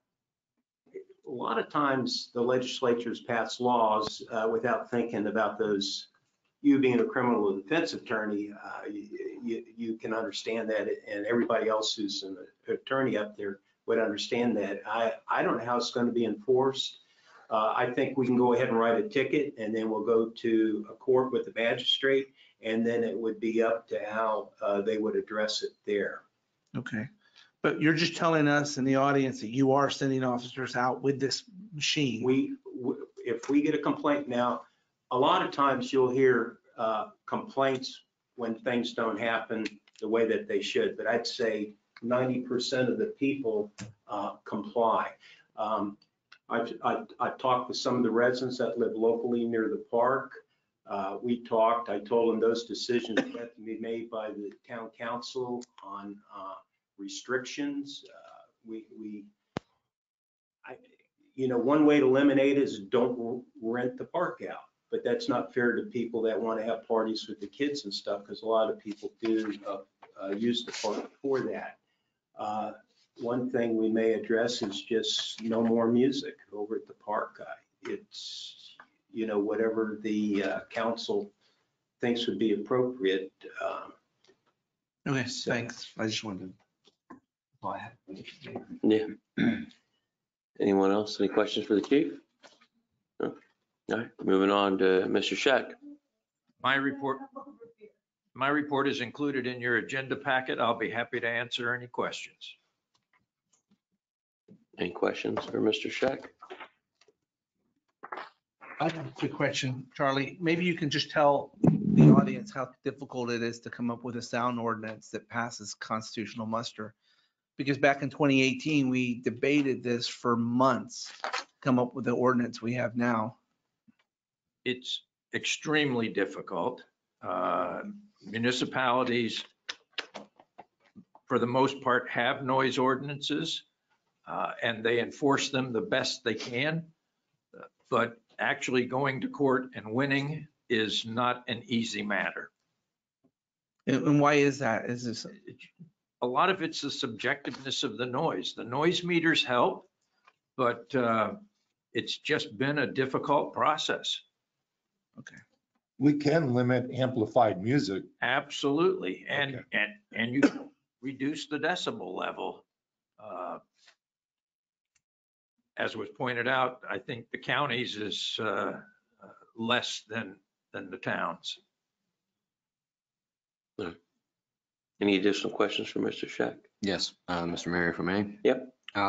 Regarding the Montessori school that came before the dais last month, I was a bit concerned that the applicant led us to believe that the shared parking agreement would be forthcoming and it's, basically a hop, skip and away. And then come to find out that there were the two other doctors, I believe an orthopedic and a dentist that were there that expressed some real serious concerns. What is the status of the Montessori school and that shared parking agreement? Mr. Doney in my office is handling that matter. My understanding is that there has been some meeting of the minds between the parties and that they are progressing on a shared parking agreement. Oh, thank you. I'm glad that they could work it out, and I'm glad that we left it to the doctors and kind of put the ball in their court for them to make the decision that's best for them and their business and their patients. Thank you, Charlie. Part of it had to do with the signage because the doctor's building does not have frontage on the road. And it's being considered to allow signage on the same marquee as the Montessori school. Oh, that'll be good. Help people find it better. Yes. Thank you. Any additional questions for Mr. Scheck? No. All right, Mr. Clark. My report's in the packet. Happy to answer any questions. Mr. Rodriguez, The questions. Mr. Freewold, Mr. Gonzalez. I've had a couple residents reach out to me regarding a future potential workshop for the septic to sewer, and just wanted to, I guess, bring that to your attention. If we can possibly vote on that here in the next meeting, that would be great. If we can put that on the agenda. You want to set a date by motion or have what do you, just give me a little bit, explain what I think we can hold a workshop without council making a motion to do so, but anyhow, what were you?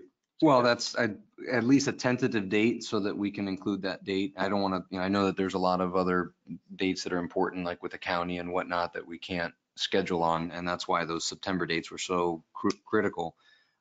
So if we can get a date from you in the future, that would be a good date to hold that workshop.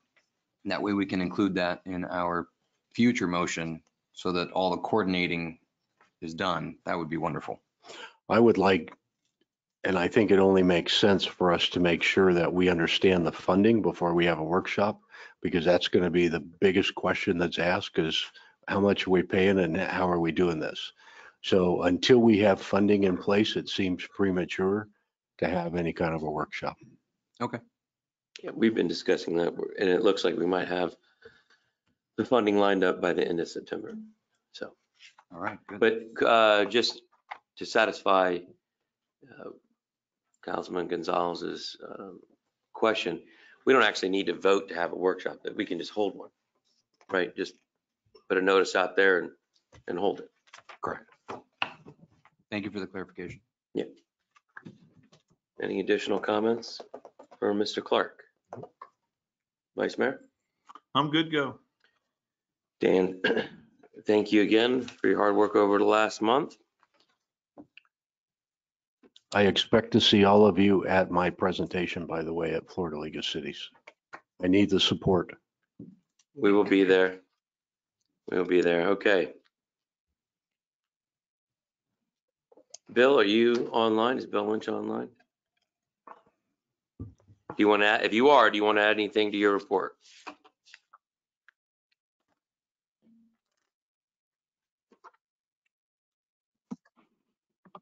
All right, moving on. We're going to go to council comments at this time. We'll start with Councilman Rodriguez. Thank you. I think the comments tonight were very well taken. I like the format because without arguing and accusing each other of doing things, we can just take the comments down, and the handouts that residents are giving us are very helpful. I think there's some very good points made by everybody. You know, my decision's not made on anything. I'm completely learning and examining all of this. But I do think it's this 3-minute rule, which every other municipality in the county has, does foster our ability to spend time reviewing. the sound ordinance, just, I sympathize with you all. I feel very bad that you're so close to the park. We, in 2018, had a workshop on this and tried to come up with a sound ordinance ordinance that would address your concerns. We came up one, no one sued us for it, but they probably could, just because everybody sues everybody for sound ordinances. The one that was just passed by the legislature July 1st will be challenged and probably overturned. Every single one has been, because the problem is, if you just say what's reasonable, I mean, that leads to any officer who, what if an officer's deaf? I mean, it's just so many problems with it. But what I think would help with you all is us enforcing some very strong restrictions on the persons who rent out. I even would be in favor of shorter time limits. Maybe there's a 5 o'clock curfew for the use of the pavilion, so that, residents around there can enjoy their evenings. I kind of like those ideas, and that's something I think we should think about in the future, of really restricting that, because I've heard from 2 residents who live really close and have the unfortunate luck of being so close to the pavilion that have to deal with this, and I live a mile that way and not to worry about it. So, and I know we play music sometimes during tennis, and I know guys sometimes out there at basketball are playing music, and we want to make sure the residents are good. So I would promote us revising perhaps our permit, our regulations at the park, and also asking a police officer to go over, maybe just as a course of the normal job duties, to go over and just show up at the park when there's a meeting, when there's a gathering. Just say, hi, I'm the officer. I just want to remind you there's some rules and regulations, non-confrontational, because our police officers do that all the time anyway. They always come around and say, hey, your car door is unlocked, or your car door is open, or you left your garage door open at night. I think if we had an officer come up and show up to the person doing that, I think it would help these residents at least know that we're trying on our part to enforce compliance. So the sound questions were really,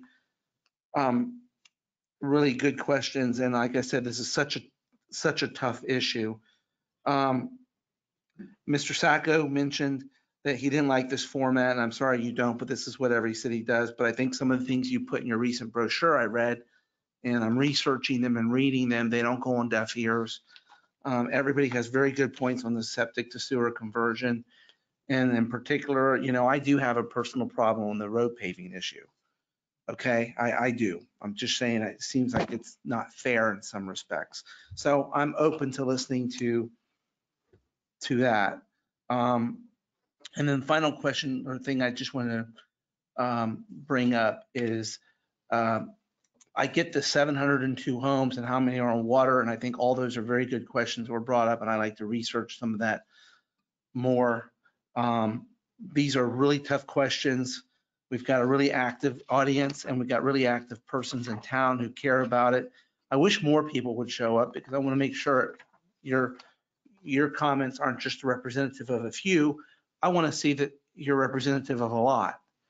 And that's important to me, because, through representation, I feel like we need to know how many people really feel this way and what is it really about.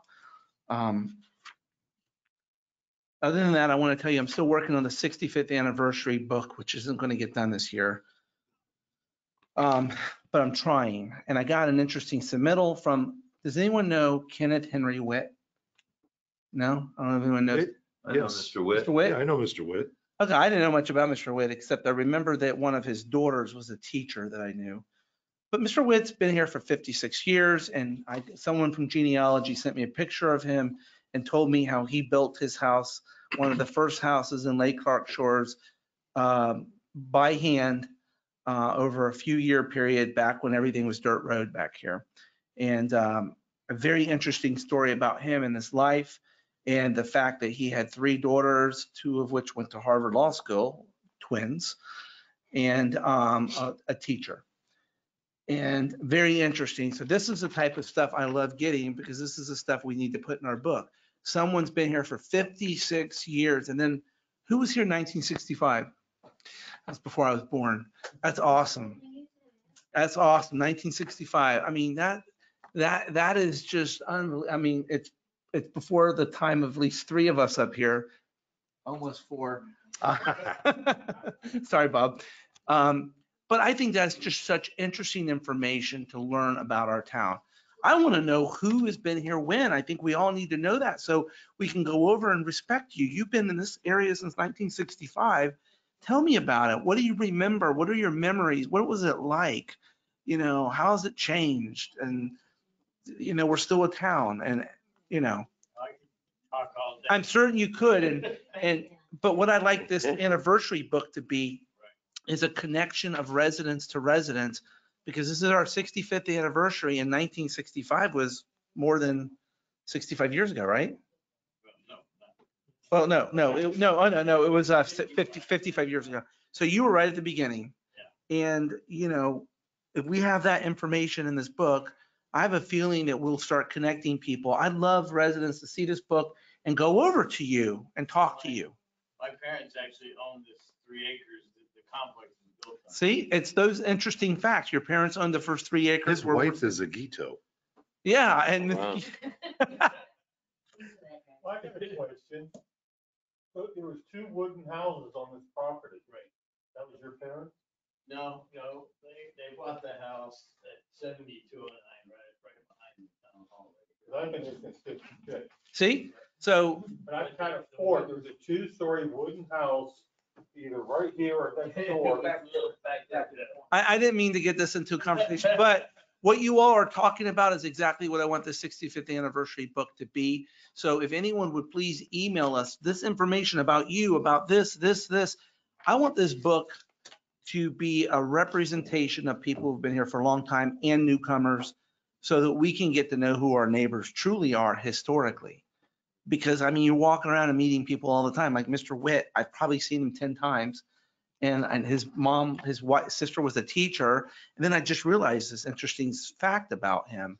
And that's why I think this book is important. For 65th anniversary, it's a good idea to do it. And I've been getting some help and some emails, but it's not going to get done this year. But maybe this year we're going to try. So all of you out there who are old timers, and send the emails in. Just send us like 2 sentences about who you are, so we can fit you into this book, so that we can connect you to other people.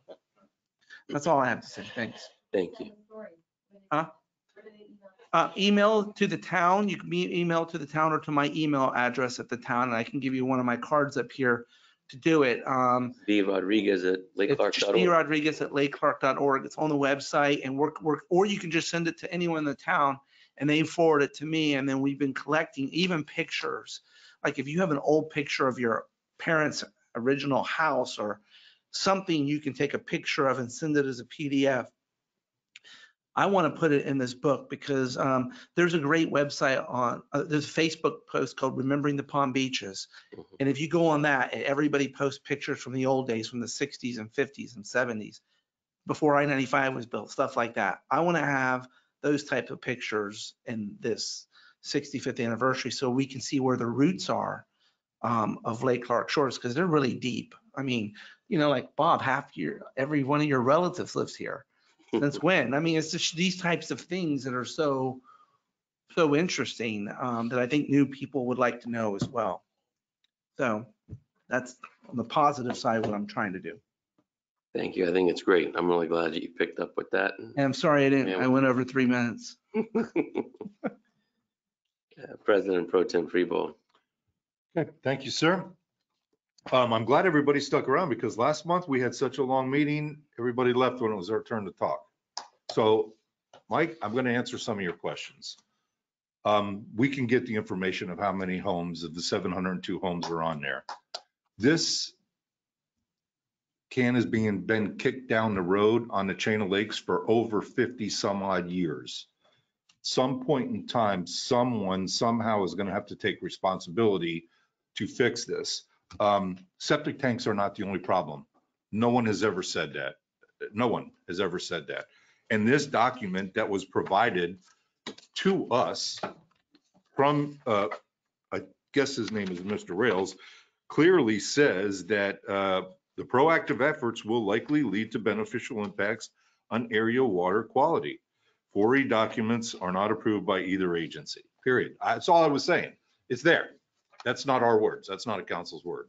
So, you know what? They tried to put in legislation for septic tank testing on a basis. Guess what? They voted it down. So sometimes when the people are allowed to vote, they may not be making the correct decisions. I don't know why it got voted down, but I know Senator Berman was leading that charge and they voted it down. I voted for it. I'll have my septic tank tested any day of the week. I know they contribute. They just do, plain and simple. It's not our only problem that we've got going on here. I don't know how you test for runoff. They already know runoff is a problem. That's why, Tim, I agree with you. There's never going to be a full ban, ever. But there should be a ban during those months where the runoff is at its highest occurrence. I've said that time and time again. That clearly affects my business and how I make a living and provide for my children, my grandchildren, and my wife. So I'm for that. I'm not against that. We didn't just decide to rattle everybody's cage and say, we're going to do this. This has been going on for years that we've been investigating this. And we get regular phone calls. I don't know about these other gentlemen up here. I'll bet you Bob does, because I know one of them calls me and Bob on a regular basis. They want more and more and more weed spraying in the lake. And I tell them it's not going to happen. There's only a prescribed amount of treatment that can be done. I don't even like the word spraying. We're treating. Does anybody out, you guys, do you know what the LVI, you know what LVI is? Okay, so LVI is a lake vegetation index. And it basically, I had to write it down on my phone because I'm not an environmental engineer.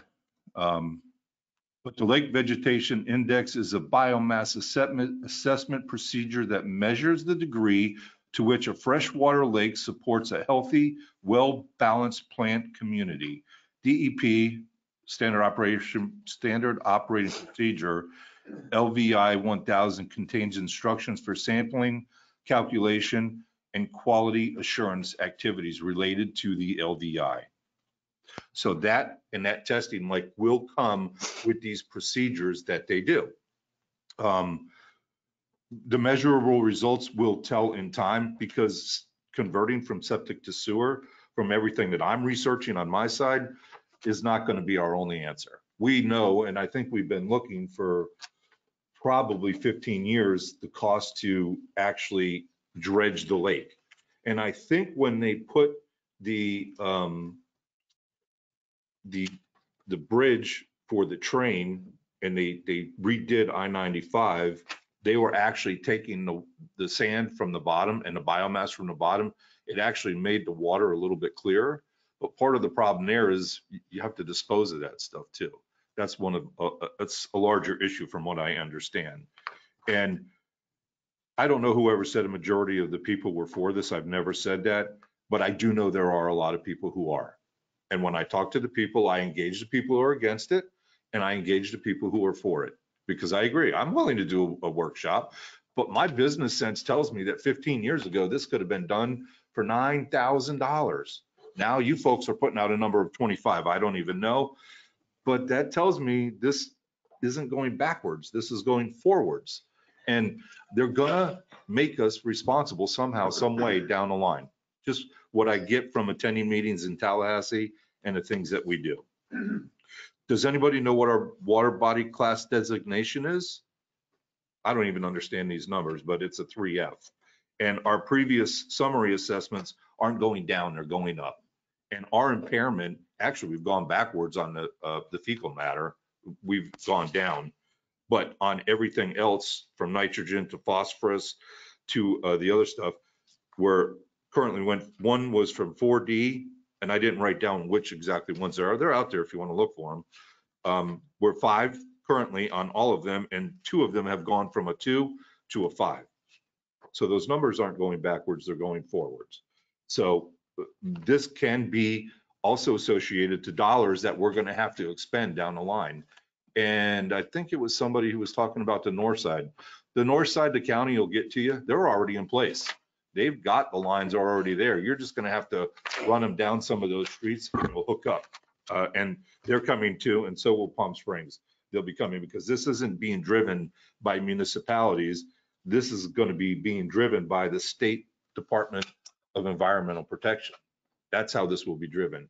And these are my opinions from attending meetings that I see. So there's a lot more information out there that in a workshop that we can come and bring out to show everyone why costs are increasing. They're not decreasing, they're increasing. And you can do that math pretty quickly, 9,000 versus 25,000. It's, by the time everybody may want to get around to it, it could be 40. I don't know. You know, we don't do this. And there is, let me just see here. I don't mean to take so long, gentlemen, but this is important stuff because we all, my town, I'm part of it. I'm proud of it. Those are stickers that we had. I saw it on Mr. Rodriguez's. We were handing those out and we should all be part of our town. You heard the chief here, how beautiful this town is. And it really is. This is 24,000 new people per year are moving into Florida. I've said before, the three things that I hear at the state level in Tallahassee is water quality, water quantity, and sea level rise. Those are the three major things that they're talking about for the state of Florida. And people want to come here. I mean, why wouldn't you? Look at the place. Beats freezing. So, and this task order 20-02 utility revenue sufficiency study was to evaluate the ability of the revenues derived from the town's water and wastewater systems operations to fully fund an estimated cost of providing service and maintaining a strong fiscal position which promotes rate sustainability over time. So these are coming from the professionals. We have the professionals telling us our job is to disseminate it and see where we're going. So I'm all for a workshop. I just see the price going up and I have to pay that price too. And if I have my druthers, I'll take 9 grand over 25 grand any day of the week, any day of the week.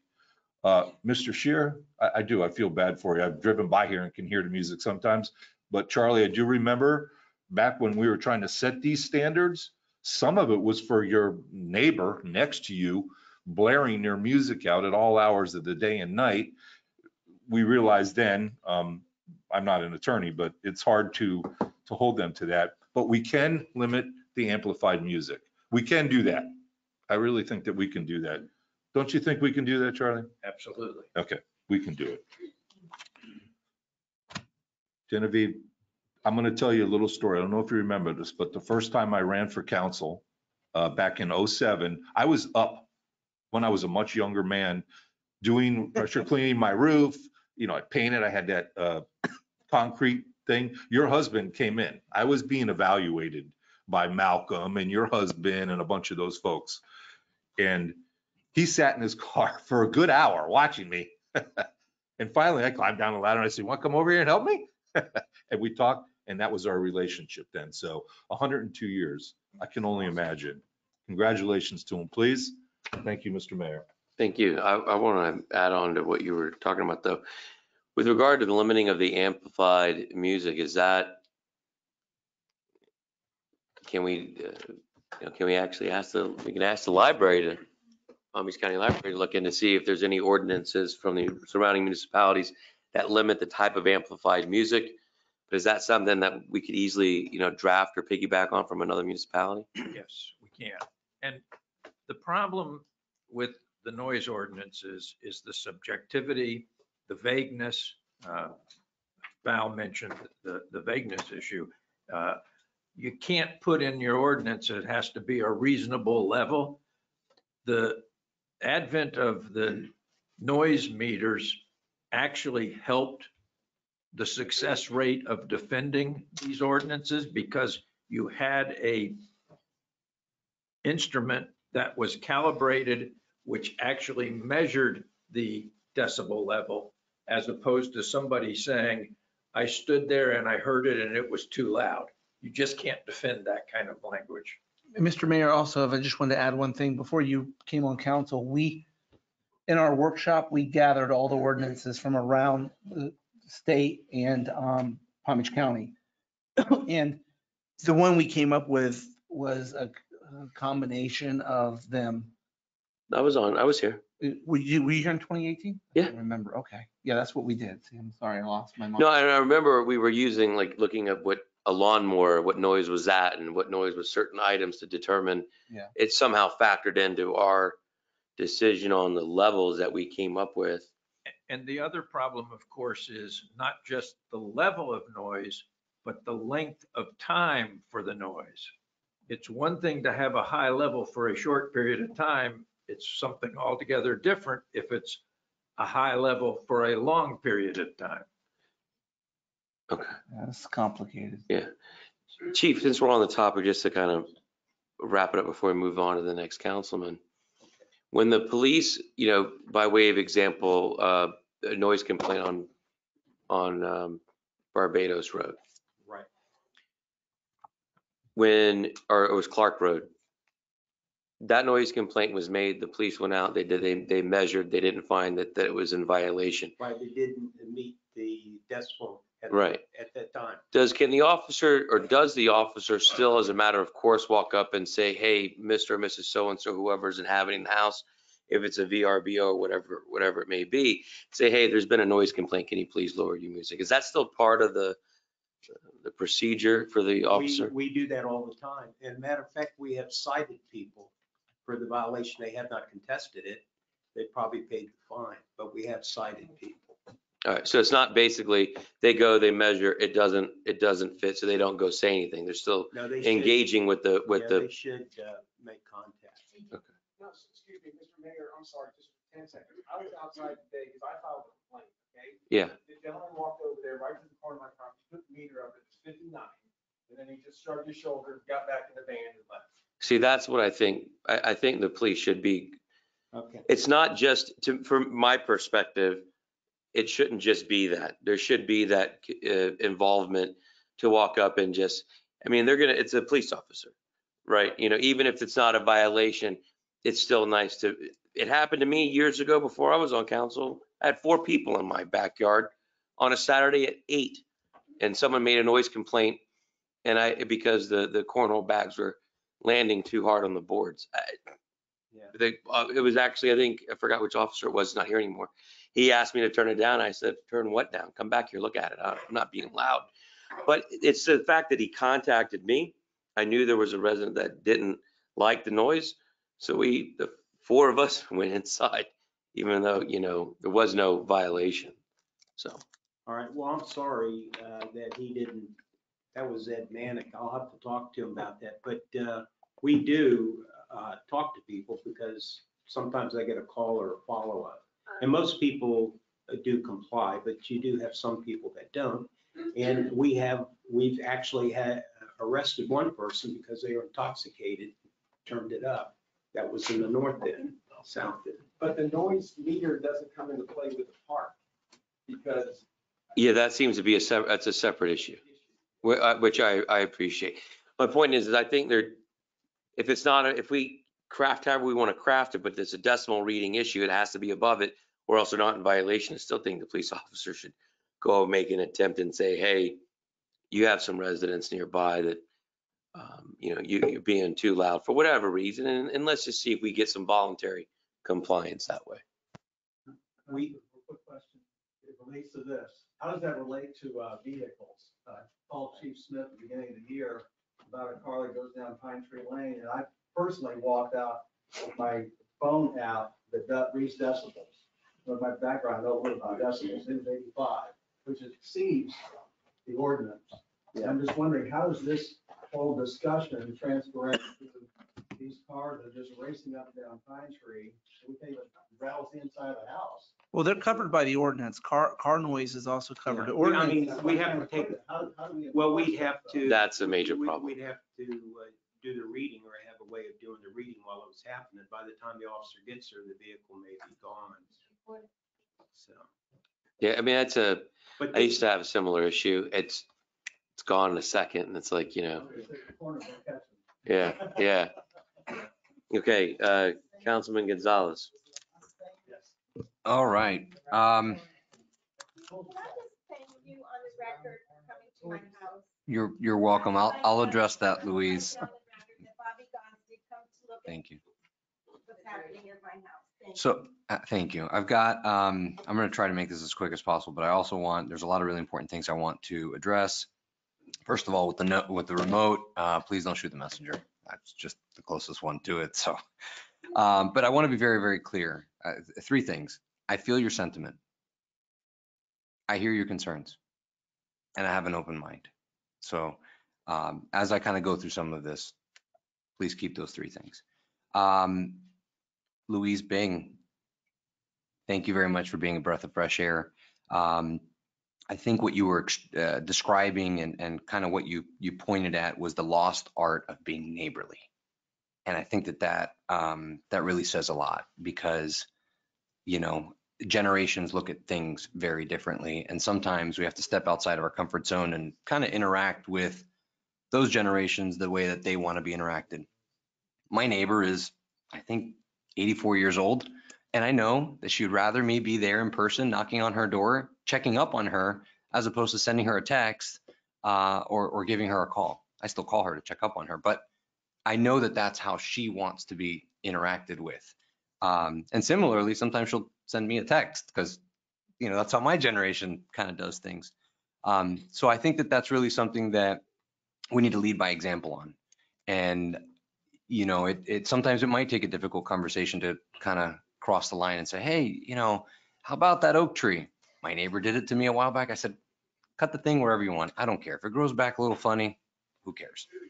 The Shoreline newsletter, I think that we should volunteer you to write it or at least possibly help. But maybe in the interim, maybe we can get you. I'm not sure if you email or what everyone's capacity to email is, but I know that email is something that is probably more widely used. I mean, everybody should be getting their mail, but that is something. So I would invite you to try to see if you can reach out to town and maybe add your 2 cents there. So thank you.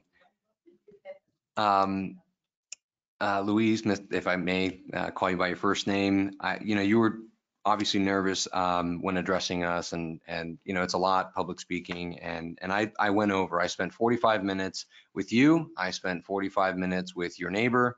And you have some valid concerns. And unfortunately, I've said this in the past, but government is not efficient.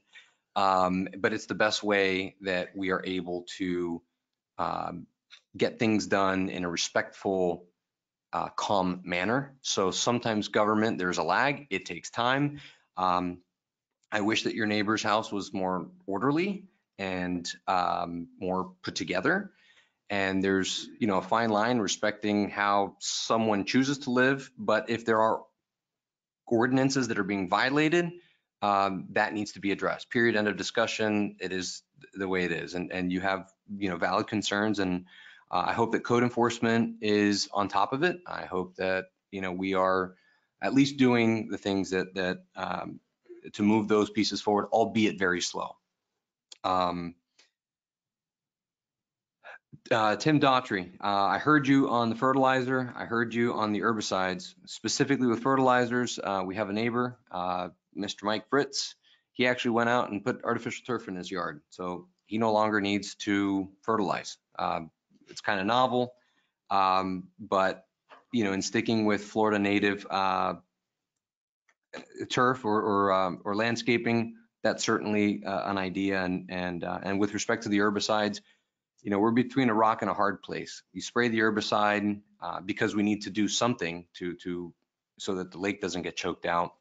But at the same token, it dies, it goes to the bottom, and it kind of adds to the whole cycle. And I get that, and I think that everybody else here on the dais gets that as well.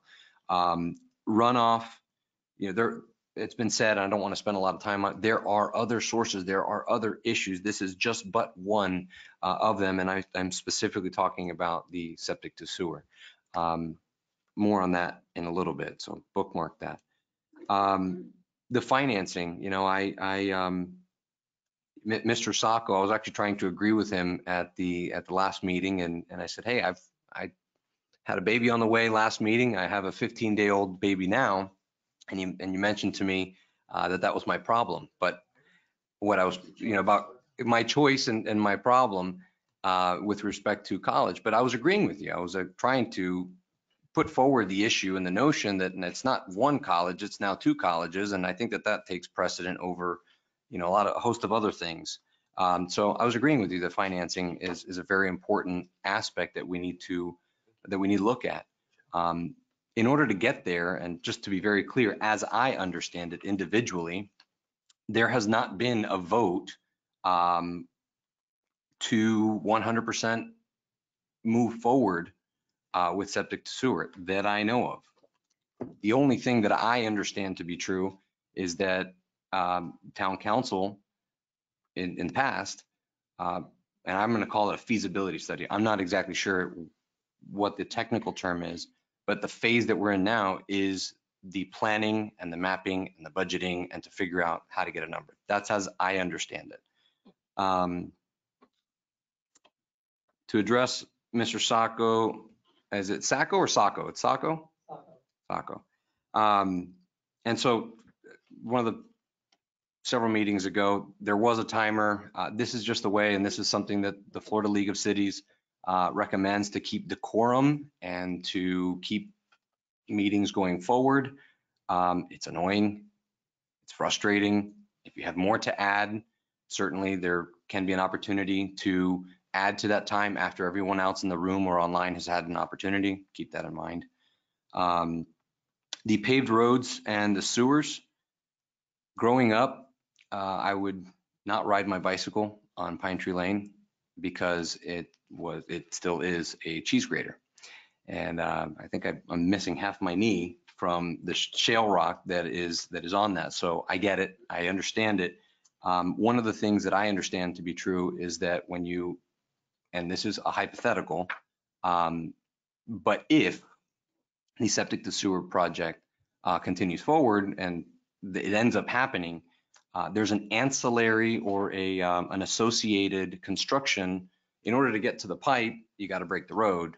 And if you break the road, you got to replace it. So the best way I can analogize that is if you go in for a brake pad change on your car, if you know a little bit of cars, they have to take the wheel off. So in order to get to the brakes, you got to get to the wheel, and that's just an associated cost that they build into the time of a brake job, for example. Can I just say something?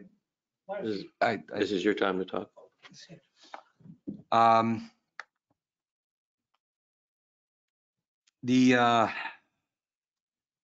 Jen, I know it's not easy, and there's a lot of things that are going on and a lot of moving parts, but I do want to commend the residents that are very involved and at least trying to get information and being a part of this process.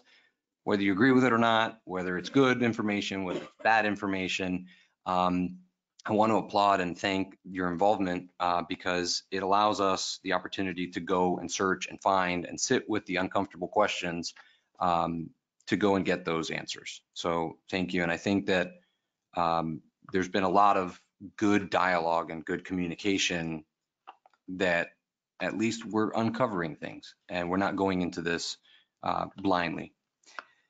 And to piggyback off of that, Mr. Bingham, I heard you, I understand. I'd like the opportunity to hopefully get to the answers to some of these questions and to speak with you. You're just down the street from me, so I'd love to go over, take a walk and chat with you. There's a real interesting dynamic that's going on with Florida DEP. And as I understand it and as I see it, once the lake, and I don't want to rehash anything, but once the lake becomes impaired, there's really two options for a municipality, any municipality. It would either be to sit and allow, or in this case, allow them to do the TMDL, which is the total daily loads, which doesn't require the town really to do anything at all. What's frustrating about that don't do anything approach is that we're now in a precarious situation that we are 100% dependent on what FDEP, whatever they may decide once those studies are conducted, they're going to be telling us what to do. The way that I understand it is that Lake Clark Shores Town Council has decided to at least put together a plan or an approach. And the idea was the septic to sewer is a way forward. And that allows us time because we're pushing off and holding back FDEP, but it's also allowing us the opportunity to go out and get the financing that we need. So I've heard, and I picked this up. I think that this is, I didn't actually see the 2022 LCS budget that actually puts some of these numbers. So I want to meet with you. I want the opportunity to meet with you to make sure that before I say anything here in a public forum, that I really understand the message behind. And what I held up was a document that Mr. Sacco, I believe you had in your front lawn. And I think that, you know, just putting some information or at least getting folks aware of our situation is a good thing. So we can at least talk about it and people are aware. So I'd like the opportunity to sit down and speak with you a bit so that we're kind of all on the same page with this. Mr. George Scheer, if I may call you George, I was a mobile DJ before becoming an attorney, and decibel meters are a really difficult way of dealing with things. And I'll just say something funny because when my family, I have a decibel meter, and even the watches now have decibel meters in them. And it actually yells at me when we get together for family dinner sometimes. And it says, hey, by the way, your environment's too loud. Well, chalk that up to being Cuban and very boisterous, but it can get sometimes around 90 decibels just in the dining room. But the difficulty with decibels is the loudness, but the megahertz is sometimes what you feel. And, you know, that thumping and the bass is a really difficult thing to deal with. You can't really regulate based on wattage. You know, each speaker, design, amplifier, everything is going to be different down to the cabinet, the actual cabinet construction, whether it's plastic, whether it's wood, where you have them pointed, how high up they are. And so there's a lot of variables there. And I think that we really need to take a look at that pavilion and respect our neighbors and respect that time frame. And really, you know, the pavilion being located so close to the toddler or the playground, I've got a concern for that level of sound or noise being produced right next to the playground as well. So I'm with you on that. I hear you on that. I'm not sure what the policy is about alcohol in the pavilion and how late or what the deal is, but you know, alcohol and music, that's a perfect recipe for things getting out of hand. Or it's for fun, but certainly in a public space, you know, with our neighbors so close.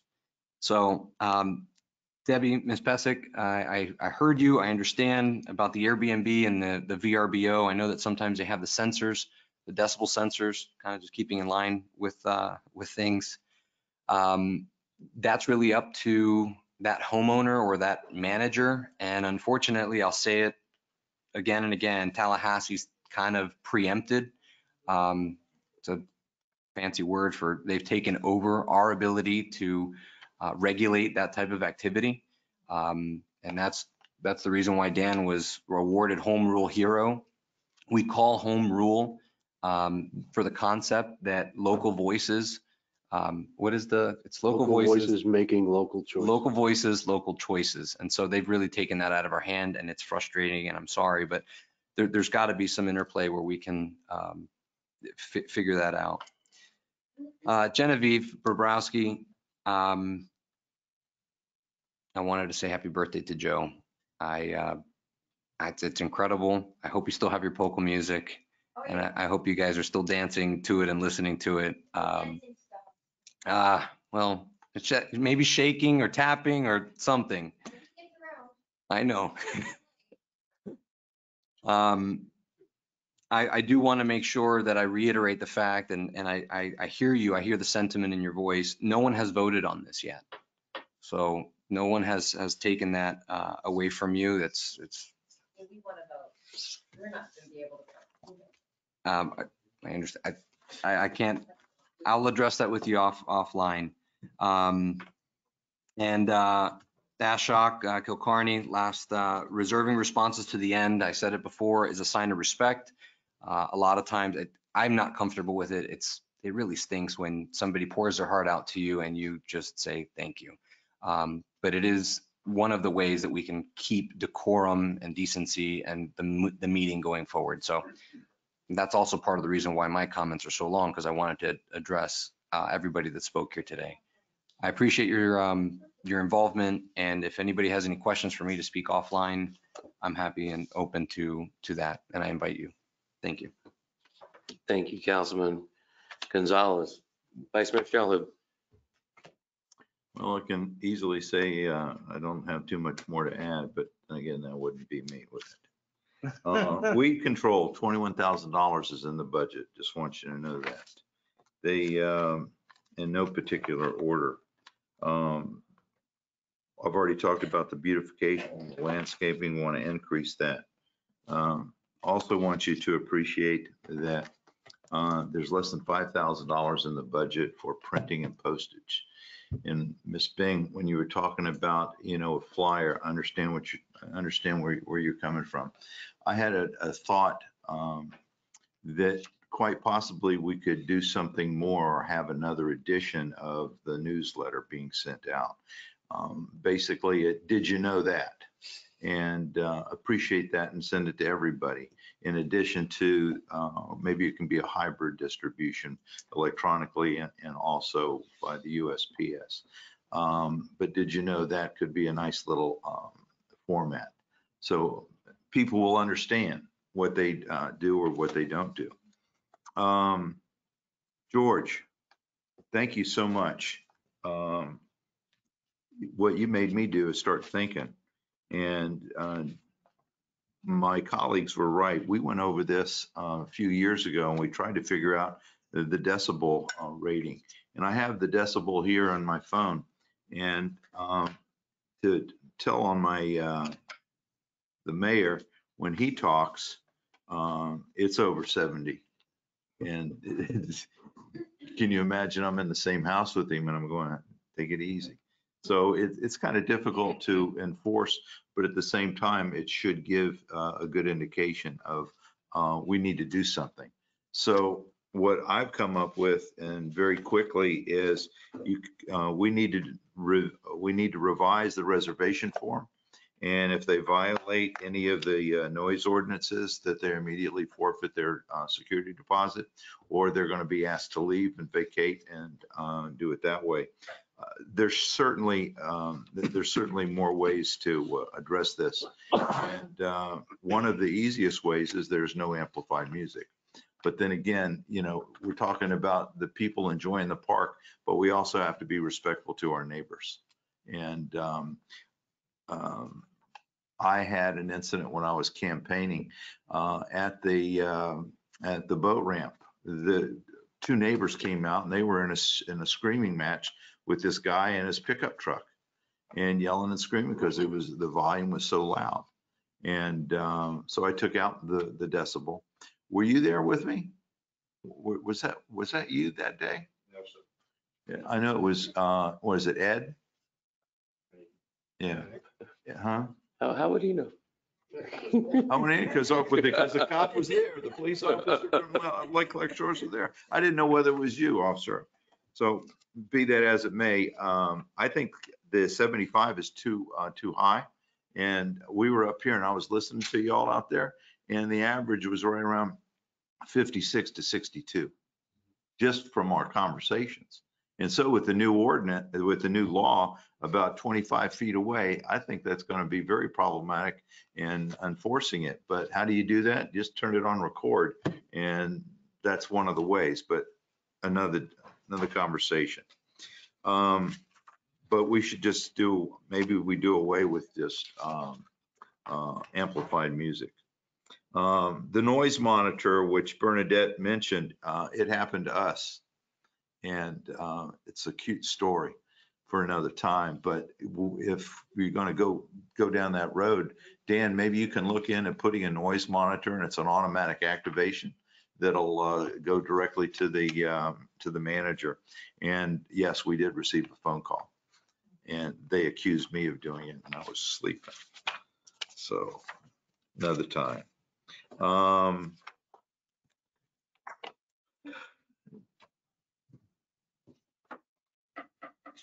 the 3-minute, I don't necessarily like the 3-minute, but I will tell you, I've been called down on it 4 times in my career. The first time I was called down was at the county commission, and they said, thank you very much. Your time is up, and move on. The second time I remember was over at Lake Worth, and I was invited, and I couldn't believe that they told me that my time was up. I said, are you kidding me? And they said, thank you very much, and then called the next person up. So it's there for a purpose, and we'll see as we move forward if it satisfies the intent for which it was implemented. Code enforcement. I've been trying to get to the point to discuss code enforcement at the town council meeting, and I've discussed it on more than one occasion with Dan. And I want to bring Mr. Barbie back before the council, put it on the agenda. I've discussed with Dan as to the status of all of the fines. I forwarded to Mr. Clark a video of what I perceive to be horrendous code violations on the north side. And it's something has to be done. And Mr. Clark brought to my attention that the issue that I brought to his attention was resolved as soon as the waste management came by today. So thank you very much, but I know that waste management is not resolving the Barbie issue. We need to revisit that. So Charlie, if you'd please look into that for me and bring us up to date on that, I would appreciate that very, very much. Will do.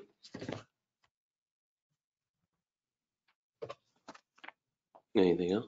Road paving, double hit. Yeah, I don't like it either. I think something's got to be done there. So we'll, if y'all know what I'm talking about, just reiterating that which was brought before council tonight. I just don't like it.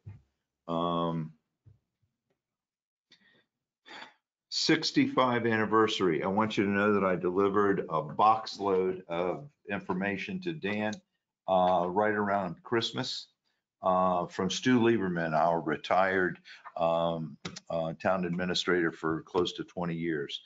His daughter brought me plaques and brought me pictures of when everybody had more hair than they have now, and pictures of the town, and then in the good old days when they had a separate police department over there, and this was before they had the pavilion. So get with Dan, and we need to put a thank you letter to his daughter for donating all of this stuff. It was very, very nice.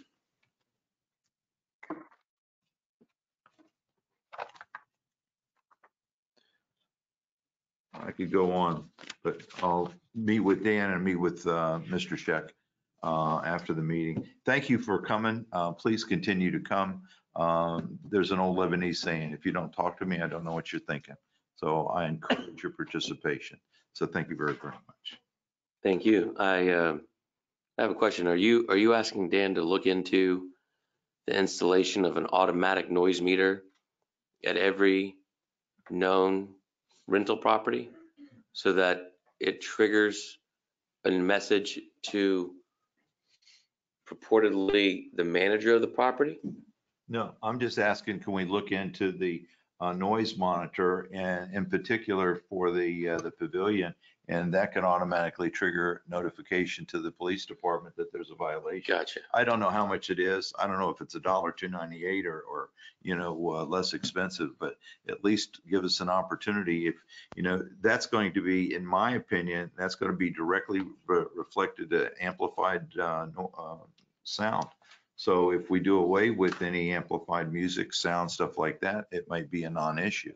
But it's something that I think we should look into.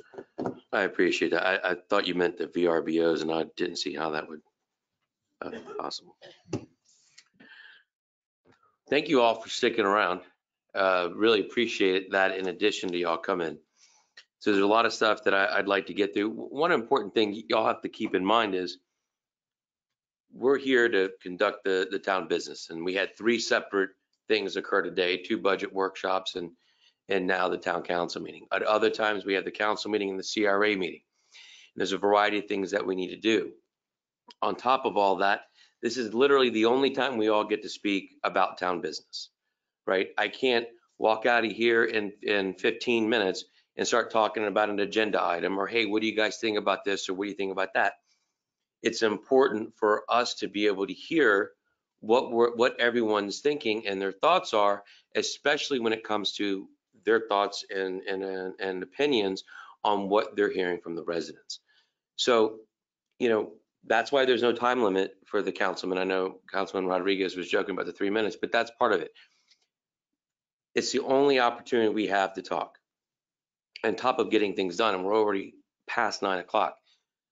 We are at a time when the town is literally trying to do more than it's ever done before in the history of the town, right? In a lot of different facets. And it's going to mean more public input. It's going to mean larger participation at meetings. It's going to mean longer meetings. It's going to be longer actionable items that we have to take on the agenda, which is going to get additional conversation.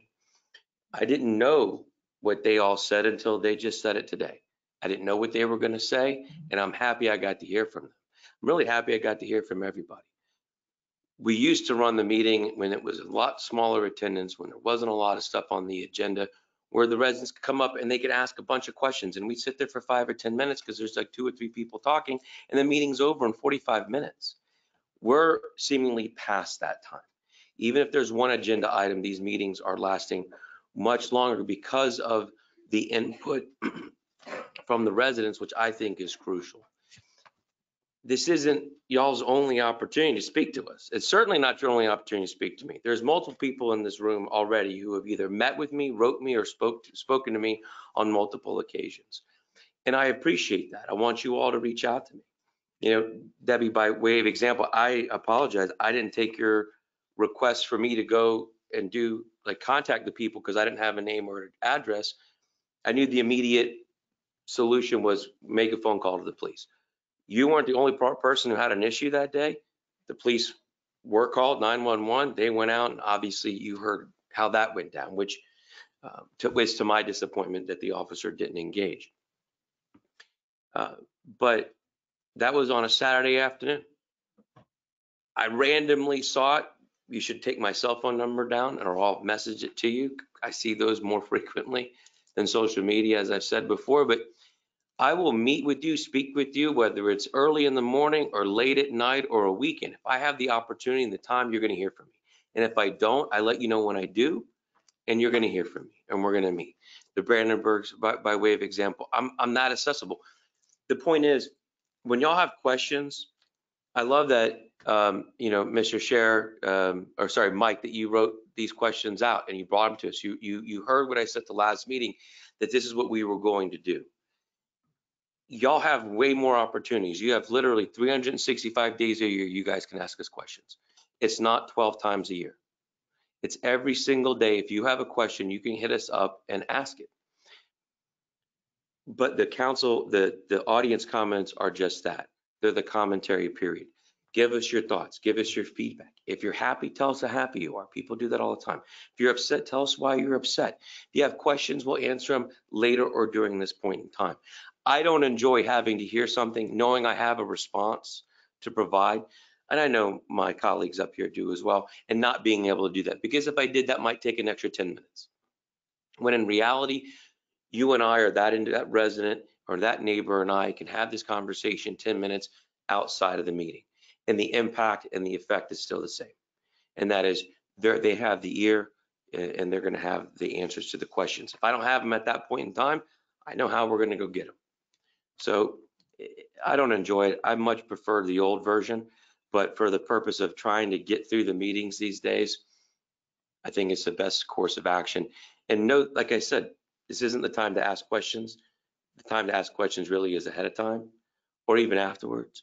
And then you can get all the answers you want and then come talk to us. Okay.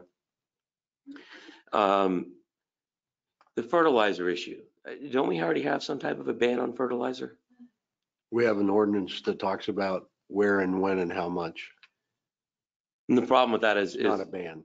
okay, but is there any type of ban that we should be looking into that other municipalities are engaging in that we should consider? Now, outside of the issues related to enforcement, which I'm certain are very difficult, but is there any additional action we can try and take and see where that goes that other municipalities have done and are proven to be legally sufficient? I'm not aware of any, but that would be a question more for Councilman Freebold and his environmental committee.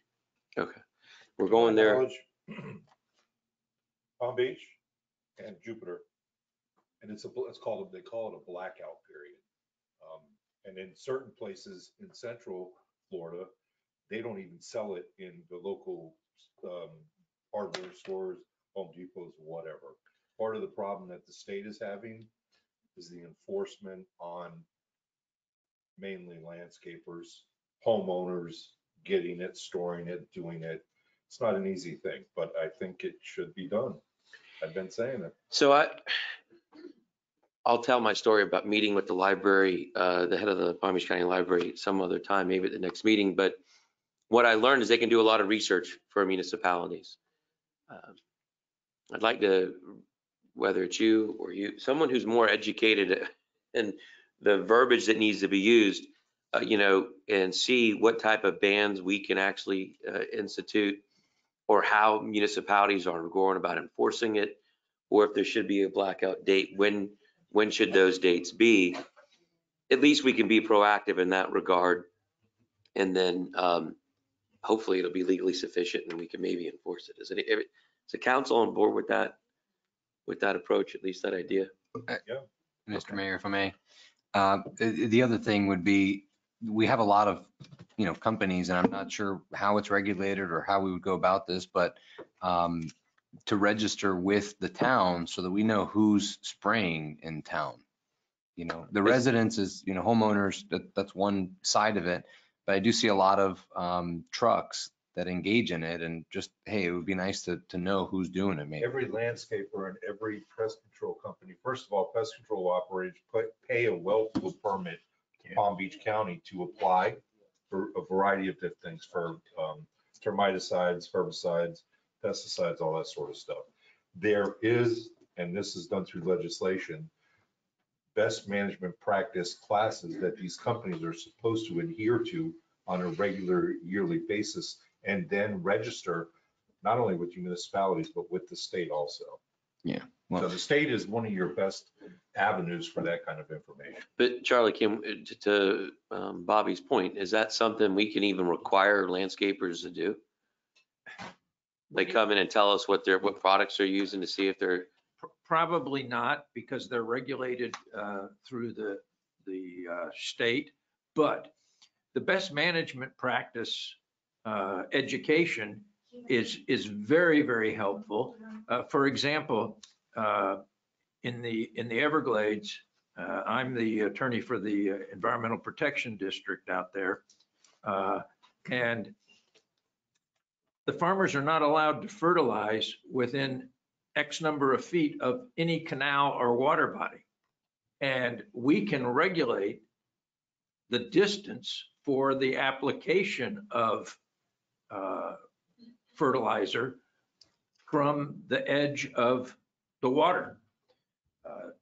And every year, IFAS, the Institute for Food and Agricultural Sciences at the University of Florida, puts on best management courses for all of the farmers and their employees who are applying the fertilizer and the pesticides.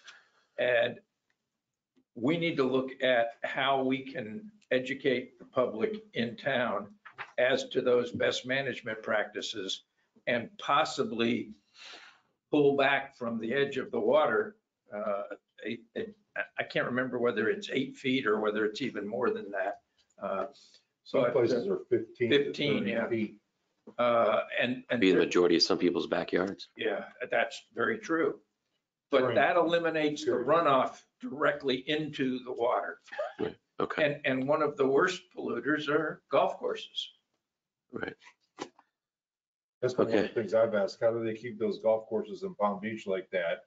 And they institute this blackout period. Spray paint. Yeah, but the people in Palm Beach, they pay major taxes and they kind of feel like they can do whatever they want.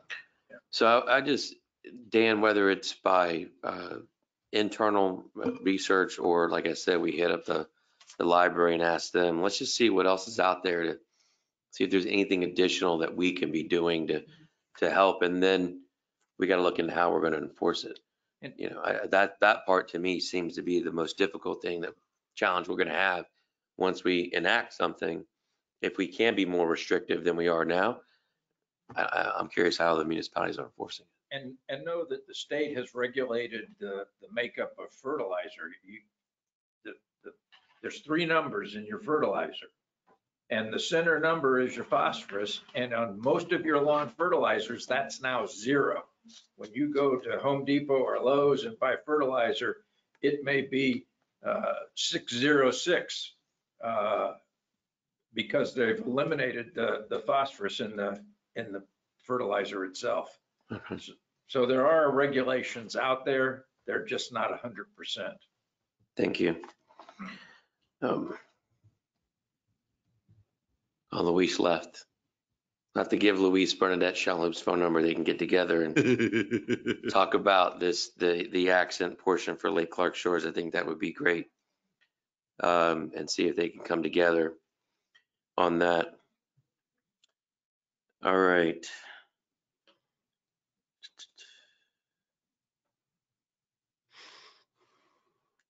I think you should serve dinner at these meetings. We'll get some barbecue going. Mr. Brandenberg, are you cooking for us all? So on the grants, Ms. Bobrowski, we're applying for as many as there are that we can apply for grants, money from the state or anyone who wants to give us money to help pay for this septic sewer conversion. It's all, I would be surprised if they don't have to contribute, right? We are, and Dan and I have been discussing this for a little while now. There was a resident that requested an update be put on the website showing all the grants that we've applied for, what the status of those grants are, what's been approved and meaning funded, and what's been rejected. So we are very close to having all of that data being readily available on the website. That's another thing I forgot to ask you. I don't have a website. Right. How do I know what's going on in this town? You don't give us any kind of newsletter. Don't we still mail out the shorelines every quarter? 3 a year. 3 a year. Yeah. Your concern in that regard is well taken. You are in the minority in that situation. I volunteered for many years helping out this town. And Yeah. I love living here, but you're pushing me out. So, Ashkar, I hope I answered your question earlier with why we're doing this format. Tony, I'm not dodging any questions. You have access to me whenever you want. It's certainly not why we implemented the 3-minute rule, which has already been there. We're just, we're acting on it now. That is not the purpose. There's no avoidance here whatsoever. Certainly not on my part, or as far as I'm aware, anyone on the council. Are y'all afraid of answering questions? Okay. So that it's just a matter to run the meeting in a more efficient way. Excuse me, it is now 9:15. Meeting didn't go that far because of audience comments, correct? Today, Yes. it took a first hour to get to the actual meeting, right? So that was at 7:30. And I think we've been on council comments for about a half hour. Right, but keep in mind, that's the purpose of these meetings, is for us to meet, right? As I said earlier with regard to questions, it's not just 12 times a year y'all get to come and ask questions. It's every single day. You have a question, you can ask it. All right. Maury, I don't know the feasibility or the liability related to getting a licensed full-time iguana hunter in here or pest guy, but I'm certainly open to seeing if there can be, you know, some type of iguana days where people come in and there's some type of competition to bag them, like there is out in the Everglades with the snakes. I don't know. People talk to me about them all the time, along with the other issues that they're concerned about. I know it's a problem. I know I've put down plenty. There was a time when none were coming in my yard. That time has passed. They have now returned. So I don't know what we can do in that regard, but I'll talk to Dan and see if there's a way to get maybe some type of iguana hunt, you know, week or something like that.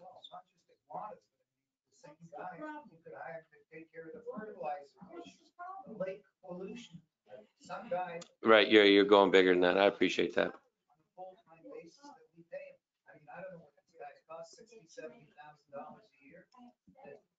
He'd be a full-time employee to go around and check things, pollutions and runoffs, and maybe part of code enforcement. Yeah. And this would be his thing. And it'd be all year round, be employed by the town with benefits and whatever. I appreciate that. Anita Calhoun, how many years was she with us, Chief? 15. 15 years. God bless her in her retirement. She's got grandbabies that she's taken care of, and she still has family legacy here at the town. So I think that's wonderful. God bless her. We're going to be going to the League of Cities next month for their annual conference. We'll be providing you an update thereafter with regard to how things went. Definitely, please, Greg, check and see, you know, how the municipalities are handling this runoff issue with regard to fertilizer and things of that nature. I think that would be some great feedback. Our next council meeting is August 9th. So we're going to have the council meeting, then we're going to be going to the League of Cities. I will be attending remotely August 9th. Dan, I got a trial that starts on the 8th, federal court. So if all goes as planned, just like I did a few months ago, a couple months ago, I'll be unfortunately having to attend remotely. Phone number is 561-644-8845. If you want to stick around, I'll write it on a piece of paper for you. You can Google my name and find, I don't know, at least a half a dozen ways to get a hold of me. I'm probably number 1 or number 2 on the Google search. So I'm easy to get a hold of, and I'd love to hear from you. Thank you very much for coming today and sharing your thoughts, concerns, and comments and questions. They were well taken, as said by other council member. And I look forward to seeing you all around and certainly at the next council meeting. I'll take a motion. So moved. Second? Second. All in favor? Aye. Motion carries. We're adjourned.